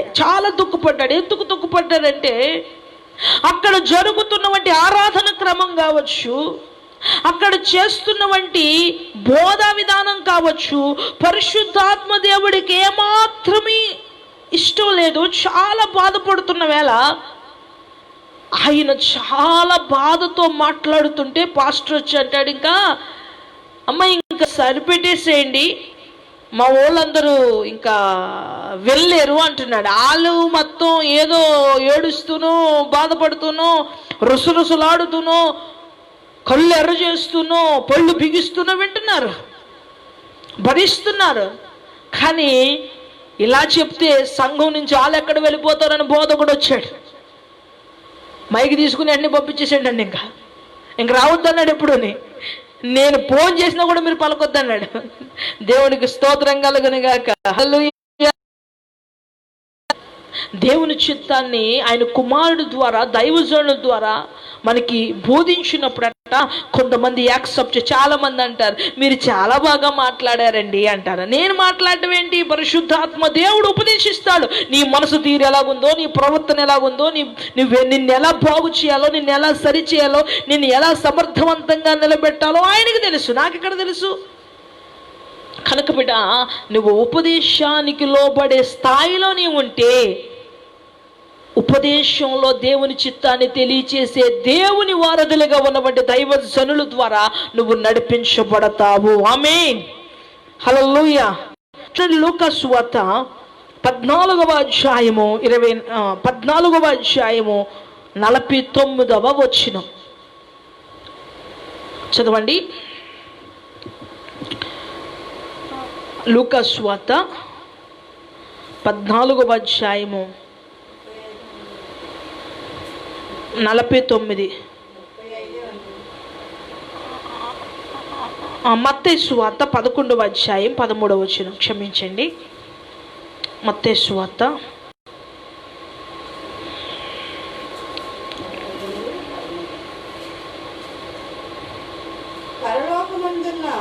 'పరలోకమందున్న మీ తండ్రి తనను అడుగువారికి పరిశుద్ధాత్మను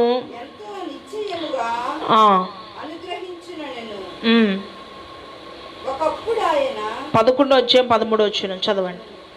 ఒకప్పుడు ఆయన మోగ దయ్యమును వెళ్ళగొట్టుచుండెను. ఆ దయ్యము వదిలిపోయిన తరువాత మోగవాడు మాటలాడెను గనుక జన సమూహములు ఆశ్చర్యపడెను. దేవునికి స్తోత్రం కలుగునుగాక. హల్లెలూయా. ఒకప్పుడైనట, ఇప్పుడట ఆయన అద్భుత కార్యాలు చేశాడు. మరి నా నామమును నేను అద్భుతాలు చేసే వాళ్ళని పంపిస్తాను, ప్రవక్తలను పంపిస్తాను, శాస్త్రులను పంపిస్తాను, జ్ఞానుల్ని పంపిస్తాను, పరిచారికులను పంపిస్తాను. వీళ్ళందరూ ఎక్కడి నుంచి వస్తున్నవారు? కుమారుని దగ్గర నుంచి, అద్వితీయుడైన దేవుడి దగ్గర నుంచి, మహిమను తగ్గించుకున్న దేవుడి దగ్గర నుంచి వచ్చి ఈ కార్యాలన్నీ చేస్తూ ఉంటుంటే కొంతమంది వారిని చెదరగొట్టేస్తూ ఉన్నారు. ఈ మాట ఎందుకు చెప్తున్నానంటే బిడ్డలారా, ఈ మాట చాలామంది ఏం చేస్తున్నారంటే, అప్పుడు చేశాడండి అద్భుతాలు, ఇప్పుడు ఎలా చేస్తాడండి, ఇప్పుడు అలా చేసేవాళ్ళు ఉన్నారంటారా? ఆయన కుమారుని ద్వారానే కదా వాళ్ళందరినీ పంపిస్తానన్నాడు. ఇప్పుడు పంపిస్తానన్న దేవుడు జరిగిస్తాడా, జరిగించడా? జరిగించుకోలేని స్థాయిలో నీవు ఉంటే సిగ్గుపడు. దేవుడు జరిగించడనే మాట అనకే, అది చాలా ప్రమాదకరమైనటువంటి మాట. అలా మాట్లాడుతూ అనేక మందిని త్రప్పుదోవన పట్టిస్తున్నారు, అలాగ నడిపిస్తున్నారు చాలా మంది. బిడ్డలారా చదవండి, అపోస్తుల కార్యాలు 11వ అధ్యాయము 27వ వచనం. 11వ అధ్యాయం 27వ వచనం. 27. ఆ దినముని యందు ప్రవక్తలు యెరూషలేము నుండి అంతియోతుకు వచ్చిరి. వారిలో భూలోకమంతటా గొప్ప కరువు రాబోచున్నదని ఆత్మ ద్వారా సూచించెను. చూసారా, అపోస్తుల కార్యాల్లో ఉంది. ప్రవక్తలు ఏం చేశారట? అక్కడి నుంచి ఇంకో దగ్గరికి వెళ్ళి అక్కడ కరువు వస్తుందని ప్రవచించారట. ప్రవక్తల ద్వారా తెలియజేస్తాడు బిడ్డ. ఆయన చిత్తమేంటో ప్రవక్తల ద్వారా తెలియజేస్తాడు, దైవజనుల ద్వారా తెలియజేస్తాడు. మీరు దైవజనుల ద్వారా, ప్రవక్తల ద్వారా తెలియజేస్తున్నటువంటి స్థాయి కలిగిన వ్యక్తులు ఎవరో గమనించుకుని బ్రతకాలి, గ్రహించుకుని మసులుకోవాలి. అలాంటి భక్తిలో మీరు స్థిరపరచబడాలి. చదవండి, ఇంకా 13వ అధ్యాయం 1వ వచనం కూడా చదవండి. అంతియోతులోనున్న సంఘములో బర్నబా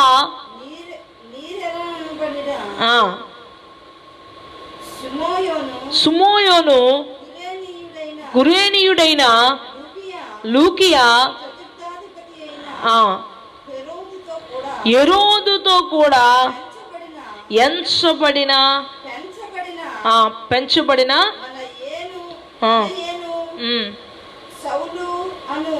సౌలు అను ప్రవక్తలను బోధకులను ఉండిరి. ఉన్నారన్నారా? ప్రవక్తలు, బోధకులు. బిడ్డలారా చాలా మంది అపోస్తుల బోధలో ప్రవక్తలు లేరు అంటే, ఇప్పుడు వాళ్ళంటే అప్పుడు నానా విధములుగా ఆయన ప్రజలకి ఏదో రీతిగా నచ్చ చెప్పుకోవాలి. అరే వినండ్రా బాబు, గుర్తించండ్రా బాబు, చెయ్యండ్రా బాబు, నోరు కొట్టుకుని నెత్తి కొట్టుకుని చెప్పేవాడు ఆయన. ఇంకా పరిశుద్ధాత్మ ద్వారా గ్రహించుకునే సిస్టమ్ వచ్చేసిన తర్వాత ఈడి పేరుకొకటి ఈయన పేరుకొకటి తగిలించలా, ఆ స్పిరిట్, ఆ మహిమను ఇచ్చేసాడు దేవుడు. ఇంకా మనుష్యుడు ద్వారా గుర్తించాలి తప్ప పేర్ల ద్వారా గుర్తించే స్థాయిని తీసేసాడు ఆయన. చదవండి, మరొక మాట చదవండి. అపొస్తలుల కార్యాలు 15:32.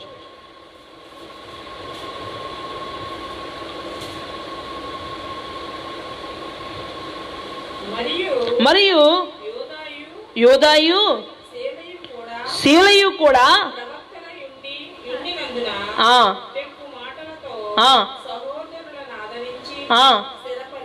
చూసారా? ఎవరట వీళ్ళు? ప్రవక్తలు. ఎవరు? చాలా మంది అంటారు పాత నిబంధనలో ప్రవక్తలు ఉన్నారండి, కొత్త నిబంధనలో ప్రవక్తలు లేరండి అంటారు.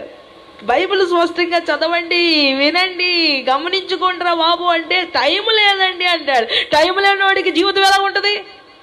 నీ జీవితం దేవునికి ఇస్తేనే కదా నీకు ఒక జీవితం ఉంటుంది. నీ జీవితం లేదు, నీకు టైము లేదు, ఇంకేం చేద్దామా నీ జీవితం అంతా? బిడ్డలారా, వీళ్ళు ప్రవక్తలై ఉన్నారు కనుకే ఎవరిని ఎలా ఆదరించాలో, ఎవరిని అలా పోషించాలో, ఎవరిని అలా గైడెన్స్ చేయాలో, ఎవరిని అలాగా వారికి ఇచ్చినటువంటి ఆ స్పిరిట్ని బట్టి, ఆ శక్తిని బట్టి, ఆ మహిమను బట్టి వారు కొనసాగించబడుతూ ఉన్నారు. దేవునికి వారికి సంబంధము ఆ విధంగా నింపబడి ఉంది అని చెప్తున్నాడు. హల్లెలూయా, హల్లెలూయా. చదవండి ఇంకా కిందకి చక్కగా. 33 కాదండి, 1 కొరింథీయులకు రాసిన పత్రిక 12:28. 1 కొరింథీయులకు రాసిన పత్రిక 12:28. మరియు దేవుడు సంఘములో మొదట కొందరిని అపోస్తలులుగాను, పిమ్మట కొందరిని ప్రవక్తలుగాను, పిమ్మట కొందరిని బోధకులుగాను, అటు పిమ్మట కొందరిని అద్భుతములు చేయువారినిగాను, తరువాత కొందరిని స్వస్థపరుచు కృపావరములు గలవారిగాను, కొందరిని ఉపకారములు చేయువారుగాను, కొందరిని ప్రభుత్వములు చేయువారుగాను, కొందరిని నానా భాషలు మాట్లాడువారుగాను నియమించెను. చూసారా ఎంత? వీళ్ళందరి ద్వారా దేవుని చిత్తాన్ని మనకు బయలుపరచడానికి కొన్ని వేస్ మనకు దొరుకుతాయి, కొన్ని దారులు మనకు దొరుకుతాయి. దేన్ని అన్ని తోసేస్తూ ఉన్నాడు మానవుడు. ఏదో పెద్ద ఆయనకే జ్ఞానం వచ్చేసినట్టు ఒకడు మాట్లాడుతూ ఉంటాడు. నాకు తెలిసిపోయిందండి, ఇంకొకరి మాట ఎండవు ఎందుకండి అంటాడు వాడు. చాలామంది చూశాను బిడ్డలారా. దేవుని చిత్తం అభిషేకింపబడిన వారు, దేవుని చేత పిలువబడిన వారు ఎవరో గ్రహించుకుని వెంబడించి బ్రతకాలి. అందుకనే అంచు దినాల్లో అంట, ప్రభువా ప్రభువా ప్రభువా ఏంటి నన్ను చూడకుండా వెళ్ళిపోతున్నావేంటి ప్రభువా, ఏంటి ప్రభువా నీ ద్వారా నేను పెద్ద మీటింగులు పెట్టించలేదా, మంచి మంచి మందిరాలు కట్టించలేదా ప్రభువా, ఏంటి ప్రభువా నన్ను అసలు చూడకుండా వెళ్ళిపోతున్నావు అంటే నువ్వెవరో నాకు తెలియదు అన్నాడట. ఆ డబ్బు ద్వారా మహిమను సంపాదించేసుకున్నాడు, డబ్బు ద్వారా వాడికి ఉన్న హోదాను పెంచేసుకున్నాడు తప్ప దేవుని ద్వారా పెంచుకోలేదు. చాలామంది దేవుని మహిమ ద్వారా కాకుండా సొంత ఆలోచన ద్వారా పరిచర్యలు చేస్తారు, సొంత జ్ఞానం ద్వారా. కొంతమంది చెప్తాడు రేపు నీకు పెళ్ళి అయిపోద్ది అంటాడు ఒకడు, ఆడు రేపు పెళ్ళి అవుతాడికి, ఆడి సొంత జ్ఞానం వాడిది. నీకు రేపు సోదరు వచ్చేస్తుంది అంటాడు, ఆడు ఏదో కాలు జారి కింద పడిపోతాడు. అయ్యగారండి మీరు చెప్పినట్టుగానే నేను ముందు పడిపోయానండి అంటాడు. అంటే రేపు శోధన అవుతుంది, కళ్ళు జారి అంటే టెన్షన్ అనమాట. ఆ కాలు జారింది ఎందుకు? ఈ అయ్యగారు చెప్తాడు రేపు నీకు శోధన వచ్చిందని. ఈ అయ్యబాబు అయ్యగారు ఏదో చెప్పాడు, అయ్యగారు ఏదో చెప్తాడు, కళ్ళు పై కట్టుకుంటూ జడుతూ ఉంటుంది. కళ్ళు పై కట్టుకుంటే కాలుకి ఏదైనా ముందు పడిపోద్ది. అప్పుడు అనుకుంటే అయ్యగారు చెప్పినట్టే నాకు శోధన వచ్చేసింది అంటది. దేవుడు చెప్పేది ఏదైనా చాలా స్పష్టంగా చెప్తాడు నీ జీవితానికి. ఇందాక చెప్పాను కదా, చీర చింపేసేసి కళ్ళు తిరిగిపడిపోయి కాళ్ళు చేతులు తిరిగిపోయి అలాంటి పనులు కాదు ఆయన. అలాంటి పనులు దయ్యాలు చేస్తే దేవుడు చేయడు, గమనించండి. ఒకడట నీ పెళ్ళి అయిపోతే నాకు ఎంత కోనికిస్తావు దేవుడు చెప్పమన్నాడట. ఆడు పెళ్ళి అయిపోతే వీడికి ఎంత కోనికిస్తాడో దేవుడు అడగమన్నాడంట. ఓరి బాబు, దేవుడు ఇలాంటివి కూడా ఇలాంటి మధ్యవర్తీకరణలు కూడా చేస్తాడండి. అంటే మానవుడు తన సొంత ఆలోచనలకు దేవుడిని ఏం చేస్తాడు తెలుసా, తిప్పేస్తూ ఉన్నాడు. అలాంటి వాళ్ళు ఎవరో మీరు గ్రహించుకోవాలి. ప్రవక్తలు చెప్తాడు కానీ అందరి దగ్గరికి వెళ్ళకూడదు. కొన్ని చోట్ల కొంతమంది ఉంటారు, ప్రార్థన చేస్తూ ఉంటే బడబడ చెప్పేస్తారు. ఎలా తెలుస్తుందో నాకు తెలియదండి. నాకు చాలా ఆశ్చర్యంగా ఉంటుంది. ఎలా చూపించేస్తారు. కొంతమంది కళ్ళు మూసుకొని భాషలు మాట్లాడుతూ ప్రవచనాలు చెప్పేసి ఏమో మాట్లాడేస్తూ ఉంటారు. అంటే చెప్పాలని చెప్తారో తెలియదు, ఏంటో తెలియదు. అసలు కనిపెట్టి విచారించి ఆయన దగ్గర నుంచి తెలుసుకొని చెప్పాలి కానీ టక్ టక్ టక్ అని ఎలా చెప్తారో అర్థం కాదు. నా ప్రియ కుమారుడా అంటది ఒక ఆవిడ ఆరాధనలో. అది ఎవరిని పిలుతుందో తెలీదు. నిజం బిడ్డలారా, మనము చాలా విషయాలు తెలుసుకోవాలి. ఇవన్నీ విషయాల్లో గ్రహింపు లేకుండానే మేము క్రైస్తవులు అండి, మేము క్రిస్టియన్ అండి, మేము బైబిల్ పట్టుకుంటామండి, మేము ఆరాధనకి వెళ్తామండి, అప్పుడు ప్రభు అంటాడు మీరు ఎవరో నాకు తెలియదండి అని. అన్నీ మనం అంటే కుదరదు.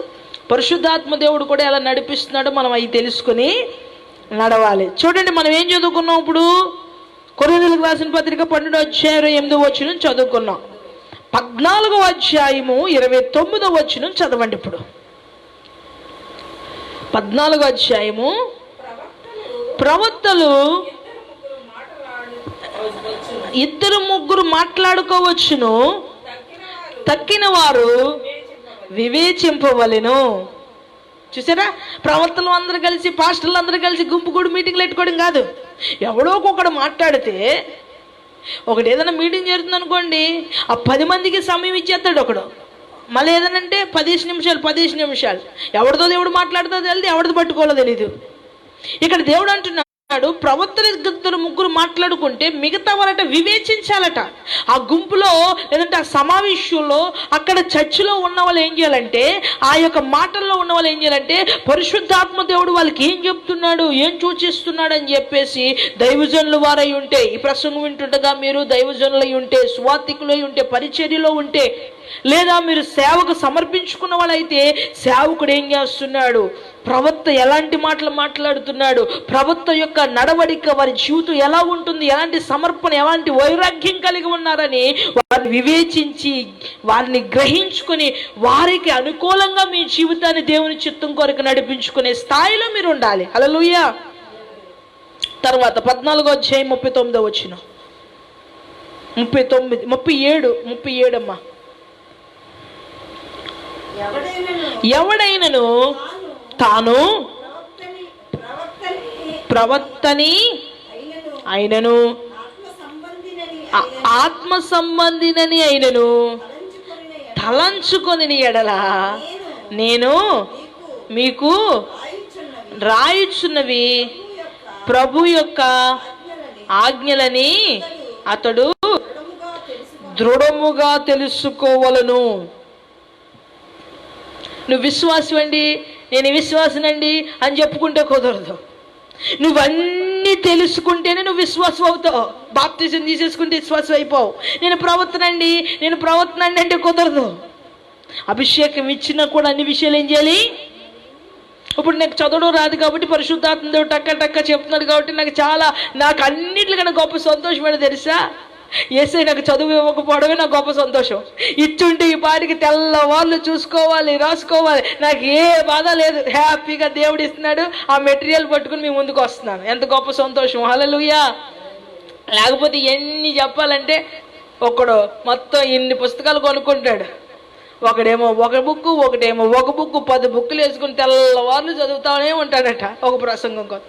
నేను ప్రార్థన చేసుకుంటే చాలు, యేసయ్యా అని మాట్లాడితే చాలు. చూసారా, అందుకే అంటున్నాడు, నేను బిడ్డని అనుకుంటే కుదరదు, కానీ నువ్వు అన్ని విషయాలు తెలుసుకునే స్థాయిలో ఒకళ్ళు ప్రవక్త అయ్యేవనుకో, నువ్వు ప్రవక్తవని చెప్పుకోవడం కాదు, కానీ నువ్వు ప్రవక్తగా ఉండవలసిన స్థాయి, బిడ్డగా ఉండవలసిన స్థాయి, తెలుసుకోవలసిన స్థాయి, గ్రహించుకోవలసిన స్థాయిలు అవన్నీ బైబిల్లో చాలా ఉన్నాయి. అవన్నిటిని కూడా తెలుసుకునే స్థాయిలోనికి నువ్వు వెళ్ళాలి. హల్లెలూయా. ఏప్రిల్కి రాసినటువంటి పత్రిక 13:8 చదవగా విందాం. ఏప్రిల్కి రాసినటువంటి పత్రిక 13:8.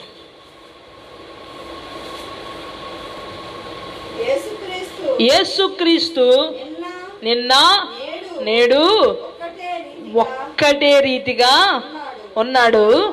అవును, యుగ యుగములకు ఒక్కటే రీతిగా ఉండును. హల్లెలూయా.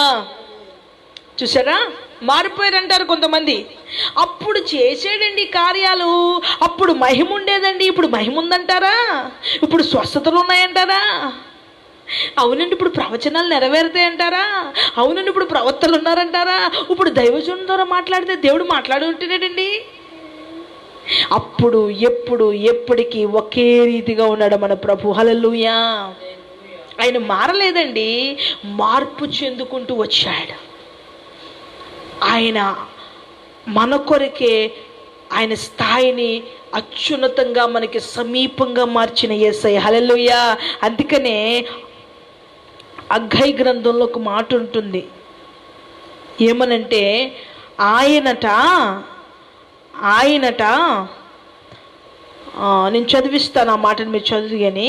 కాబట్టి ఆయన తన ప్రవక్తలకి ఏది తెలియకుండా ఉంచాడట. చూసారా, ప్రతిదీ చెప్తాడు ఆయన ప్రవక్తలకి.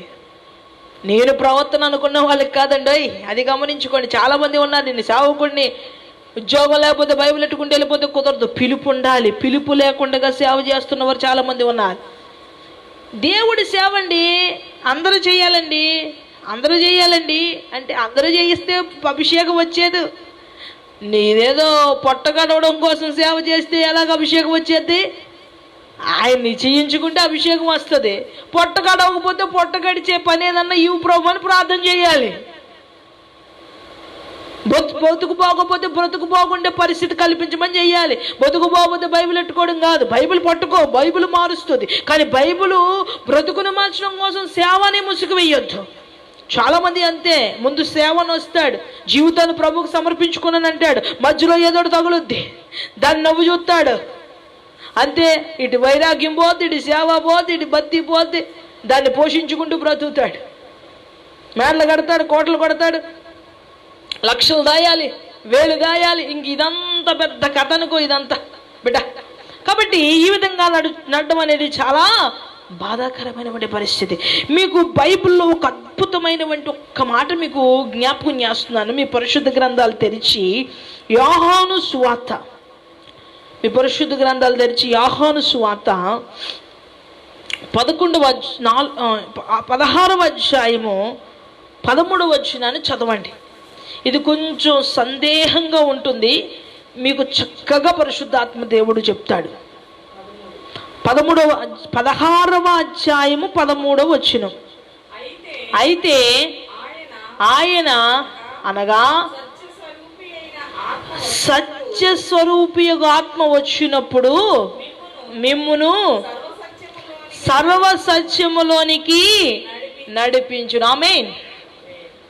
ప్రవక్తలు ఎందుకండి, ఆయన వచ్చి నడిపించేస్తానన్నారు కదా. ఉపదేశం ఎందుకండి, యాజకులు ఎందుకండి, ఆయన వచ్చి నడిపిస్తానన్నారు కదా.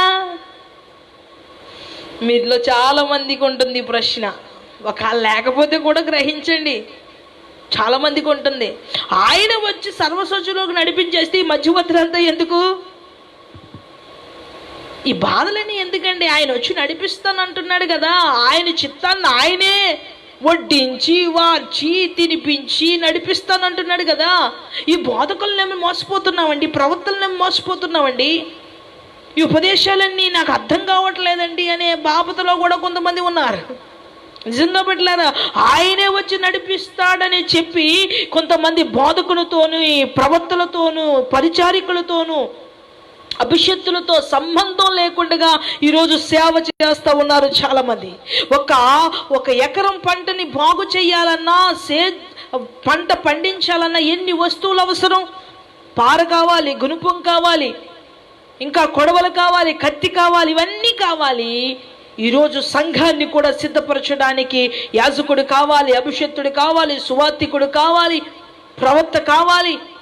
ఇవన్నీ లేకుండానే పంట పండించేస్తారంటే ఒక వస్తువుతో నువ్వు ఎలా సేద్యం చేస్తావు, పంట పండిస్తావు? అది కాదు కదా బిడ్డ. ఇప్పుడు చాలామంది ఆధారం చేసుకుంటున్న వాక్యం ఏంటి అంటే, ఆయనే వచ్చి నడిపిస్తానన్నాడు కదండి, నేను ఇలా సతకలపడి కూర్చుంటానండి, ఇలా కూర్చుంటానండి, అలా కూర్చుంటానండి. అమ్మ ఆయన ఎప్పుడు నడిపిస్తే అప్పుడే వెళ్తానండి మందిరానికి. ఒంట్లో బాగోలేదండి, ఆయన ఎప్పుడు కృప చూపిస్తే అప్పుడే మందిరానికి వెళ్తానండి. చాలామంది మాట్లాడతారు ఇలాగా. దేవుడు ఇంకేదో అయిపోయిందండి, ఇంకా ఆయన ఎక్కడున్నా నడిపిస్తానన్నాడు కదండి, ఇంకా ఆయనే నడిపించాలండి అంటారు కొంతమంది. నిజం బిడ్డలారా, ఇంకా ఆయనే వచ్చి నడిపిస్తారనే స్థాయిలో ఫిక్స్ అయిపోయి ఏ స్థాయిలో ఉండకుండా మనిషి భయంకరంగా పతనం అయిపోతున్నాడు. ఇప్పుడు చదవండి మీరు ఎఫెసీయులకు రాసిన పత్రిక 4వ అధ్యాయం 11, 13 వచనాలు చదవగా విందాం. ఎఫెసీయులకు రాసిన పత్రిక, సంఘానికి రాస్తున్నాడు ఆయన. పరిశుద్ధాత్మ దేవుడు సంఘానికి తెలియజేస్తున్నటువంటి అద్భుతమైనటువంటి ఈ భాగాన్ని మనం చదువుగా విందాం. ఎఫెసీయులకు రాసిన పత్రిక 4వ అధ్యాయం 11, 13 వచనాలు. మనమందరము విశ్వాస విషయములోను దేవుని కుమారుని గూర్చిన జ్ఞాన విషయములోను ఏకత్వము పొంది సంపూర్ణ పురుషులమగు వరకు, అనగా క్రీస్తుకు కలిగిన సంపూర్ణతకు సమానమైన సంపూర్ణత గలవారమగు వరకు ఆయన ఇలాగ నియమించాడు. హల్లెలూయా. ఎలా నియమించాడు? మనం సంపూర్ణంగా మార్చబడాలని ప్రవక్తలు నియమించాడు, పరిచారికులు నియమించాడు, సువార్తికులు నియమించాడు. దేవుని చిత్తం సంపూర్ణంగా తెలుసుకోవడానికి ఎంతమందిని నియమిస్తే వాళ్ళందరినీ పక్కన పెట్టేసి ఆయనే వచ్చి నడిపిస్తానన్నాడు కదండి, అదే చూసుకుందాం అంటాడు. ఒకటి సింపుల్గా తేలిపోద్దండి. ప్రవక్తతో ఒక బాధ అవుతుందండి, యాజకుడితో ఒక బాధ అవుతుందండి, సువార్తికుడితో ఒక బాధ వచ్చేస్తుందండి. నాకు ఆడొస్తే 100 రూపాయలు ఇవ్వాలి, ఈడొస్తే 500 ఇవ్వాలి. కొంతమంది లెక్కలెట్టుకుంటారు, కొంతమంది అది కూడా ఇవ్వరు. నిజమండి, చాలామంది అయ్యి బాబు ఈ పాస్టర్ గారు వచ్చేస్తే బాబా 500 ఇవ్వలేదు, ఈ పాస్టర్ గారు వస్తే 100 రూపాయలు ఇవ్వాలి. నిజం బిడ్డలారా, వీళ్ళందరినీ పోషించలేక ఆయనతోనే పడదాలే అనుకుంటాడు ఒకడు. నిజం, ఇలాంటి భయంకరమైన పరిస్థితులు జరుగుతున్నాయి ఈరోజు. అందుకనే సత్యము మరుగైపోయి అసత్యానికి ఈరోజు అనేక మంది చోటిస్తున్నటువంటి పరిస్థితి. దేవుడు అంటున్నాడు, మీరు సంపూర్ణంగా దేవుని స్వరూపములోనికి మార్చబడేంత వరకు ఆయన ఎలా నియమించాడు తెలుసా?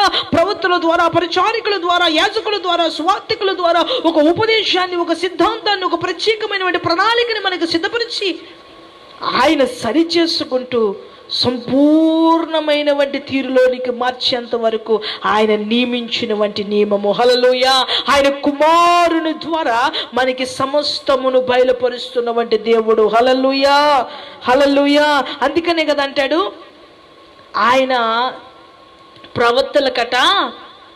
ప్రవక్తలకట ఏది మరుగయి తెలియకుండా ఆయన ఉంచలేదంట. ఆమోసు గ్రంథము 3వ అధ్యాయం 7వ వచనంలో ఉందన్నమాట. ఆయన ప్రవక్తలకట ఏది మొరుగై ఉంచలేదట. మరి ఎలాగ మీరు ఎప్పుడు కూడా ఉపదేశాన్ని వింటుంటేనే మర్మాలు తెలుస్తాయి. ప్రత్యేకమైన సందేశాన్ని దేవుడు బయలుపరుస్తూ ఉన్నప్పుడు అప్పుడు మీ జీవితాలను కట్టుకుంటారు, నడిపించుకుంటారు.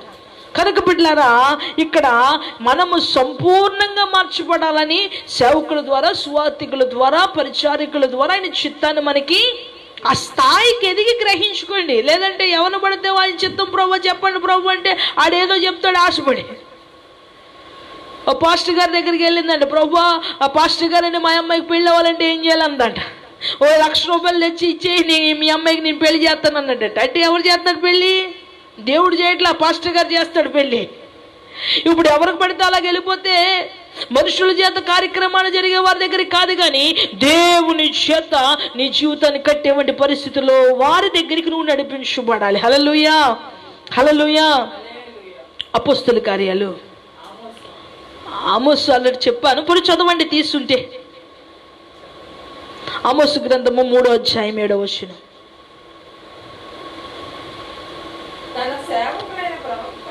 తన సేవకులైన ప్రవక్తలకు తాను సంకల్పించిన దానిని బయలుపరచకుండగా ప్రభువైన యెహోవా ఏమీ చేయడు. చూసారా, నీ జీవితం కావచ్చు, నీ కుటుంబం కావచ్చు, నీ బిడ్డల కోసం కావచ్చు, తన దైవజనులైన ప్రవక్తలకట ముందు తెలియచేస్తాడు. నువ్వు వాళ్ళని గైడెన్స్ చేసుకున్నావు అనుకో, వాళ్ళని నువ్వు అడిగావనుకో, ప్రార్థన చేసి, అప్పుడు ఏం చేస్తారు? దాన్ని నీకు తెలియచేస్తారు. ఎందుకంటే మనం అజ్ఞానంగా వెళ్ళిపోకూడదని. ఆయన కృప ఎల్లప్పుడూ ఆయన కృప ఆపుకోలేదండి. లేదంటే ఆయన కృప చాలామంది ఆగిపోయింది లేదు అంటారు. అలాగేమీ లేదు. ఆయన కృప ఇంకా, ఆయన ప్రణాళిక, ఆయన చిత్తం ఇంకా మనకి సమీపంగా ఎలా అందుబాటులోనికి రావాలో అలాగైనా సమకూర్చుకుంటూ వచ్చాడు, ప్రత్యేకించుకుంటూ వచ్చాడు. దాన్ని మనం గమనించుకోవాలి బిడ్డ. ఇప్పుడు అపోస్తుల కార్యాలు 3వ అధ్యాయము 17వ వచనాన్ని చదువుదాం. 3వ అధ్యాయం 17వ వచనం.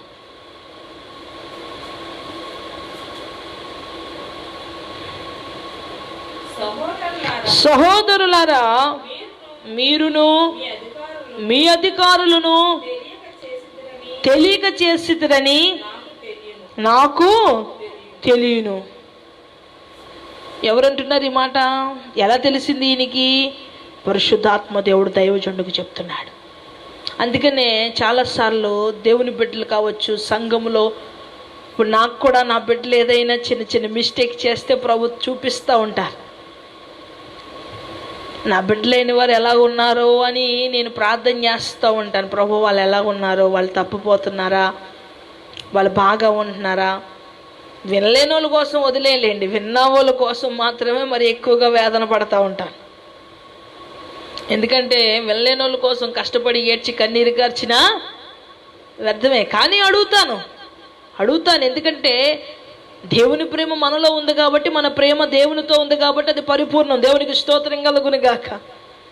అడుగుతూ ఉన్నప్పుడు ప్రభువు అనేక సార్లు, అనేక సందర్భాలు, అనేక విషయాలు చూపించినప్పుడు చాలా వేదన కలుగుతూ ఉంటుంది, చాలా దుఃఖం వేస్తూ ఉంటుంది. చూపించడని మీరు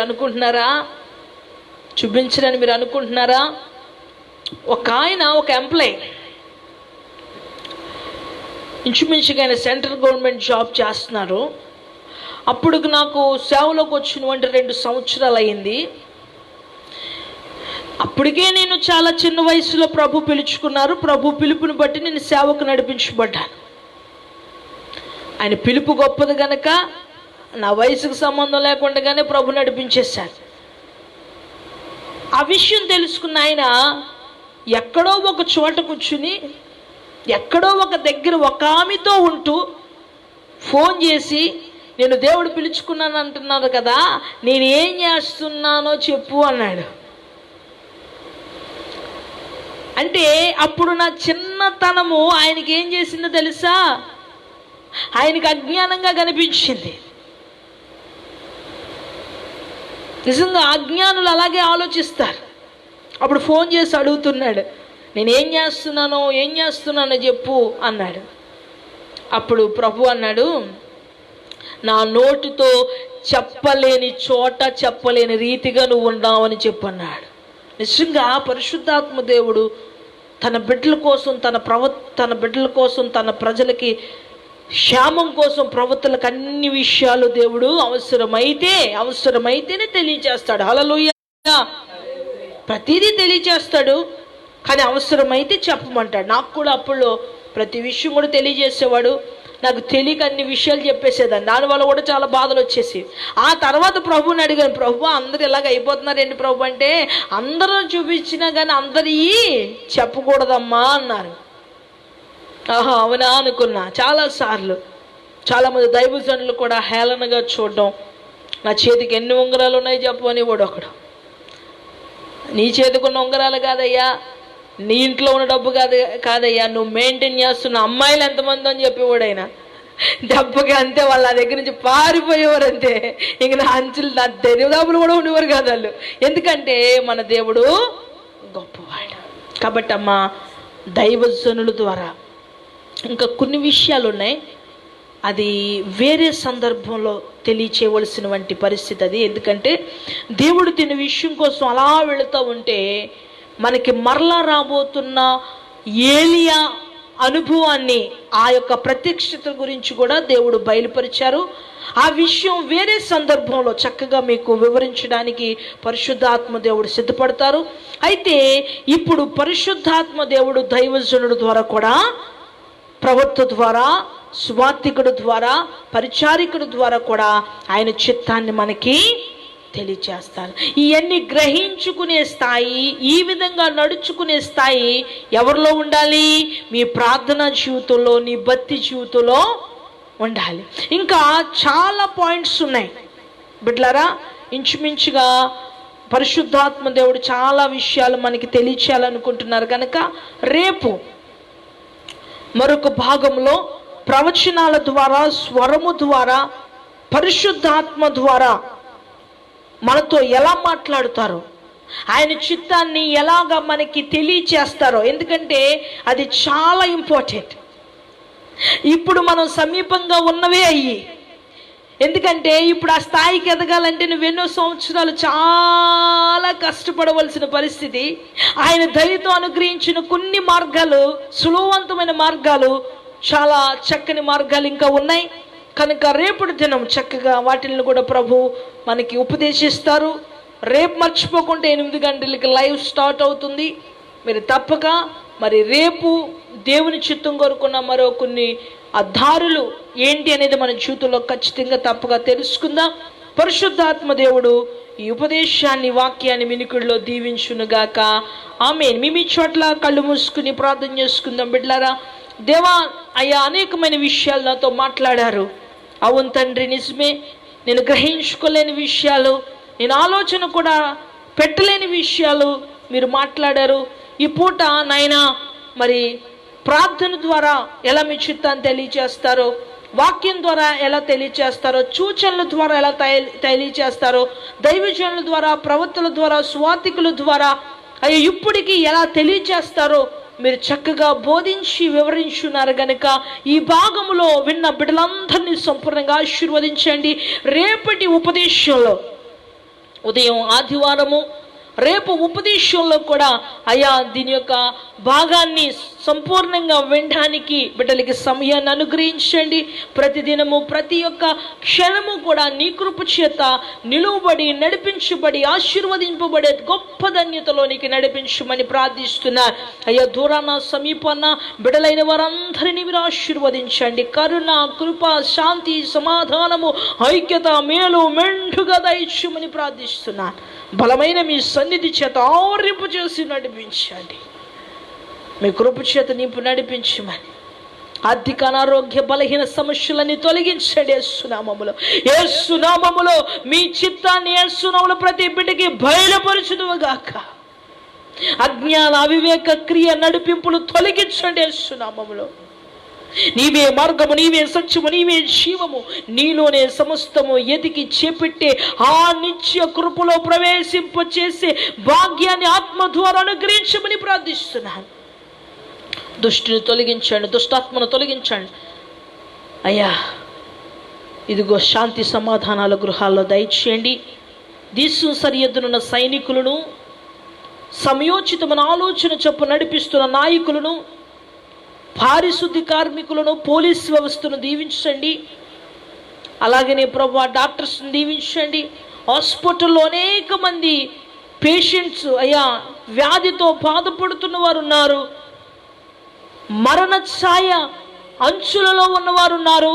ఈ నెల ఇచ్చిన వాగ్దానాన్ని ఎత్తిపట్టి ప్రార్థన చేస్తూ ఉన్నాను ప్రభువా. ఈ సంవత్సరం అంతా అయ్యా మాకు ఇచ్చిన వాగ్దానాన్ని బట్టి ప్రార్థన చేస్తున్నాను. చీకట్లో ఉన్న వారికి వెలుగునిస్తానన్నావు. మరణకర అంచులలో ఉన్న వారికి నువ్వు వెలుగును ఉదయింపజేస్తానన్నావు. వారి మరణం నుంచి వారిని విడిపిస్తానన్నావు. ఏ కుటుంబములో ఏ బిడ్డలు అనారోగ్యంగా ఉన్నారో యేసు నామములో వారి మీద వెలుగు ఉదయించునుగాక. ఏ బిడ్డ అయితే చీకట్లో ఉన్నారో వారి గృహం మీద యేసు నామములో వెలుగు ఉదయించునుగాక. ప్రతి గృహములో ఉన్న చీకటి క్రియలు యేసు నామములో పొమ్మని ఆజ్ఞాపిస్తున్నాను. ఈ నెల, ఈ సంవత్సరం ఇచ్చిన వాగ్దానం ప్రకారంగా ప్రతి బిడ్డ చీకటి క్రియలను యేసు నామములో తొలగించి వెలుగులోనికి నడిపించి ఆశీర్వదించి దీవించమని, ఎన్నికలైన దాన్ని ఎంచుకుని నడిపించిన వాటి మహాభాగ్యమును బట్టి స్తోత్రాలు తెలియజేసుకుంటూ విను బిడ్డని ప్రభు దీవించి, ఈ లైవ్ అయిన తర్వాత వింటున్న బిడ్డలందరినీ కూడా మీరు ఆశీర్వదించి నడిపించమని యేసు నామములో అడుగుచున్నాను తండ్రి, ఆమేన్. యేసు రక్తమే జయం, ప్రభు యేసు రక్తమే జయం. ప్రభు యేసు రక్తం సంపూర్ణ విజయం, అపవాది కనంత నాశనం కలుగునుగాక, ఆమేన్.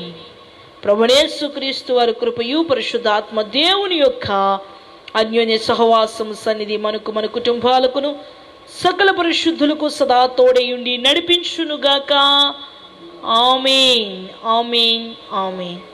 ఆశీర్వాదంబుల్ మా మీద వర్షింపచేయుమేషా,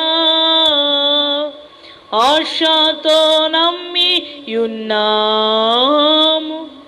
మీ సత్యవాదాతముల్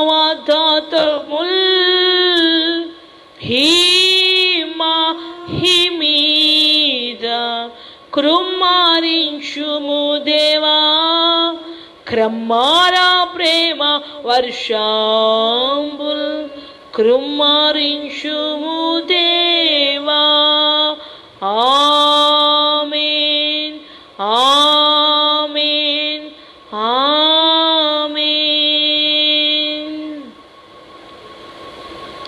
ప్రైజ్ ది లార్డ్. మీ అందరికీ నా ప్రత్యేకమైన వందనాలు. దేవుడు మిమ్మల్ని బహుగా దీవించునుగాక, ఆమేన్.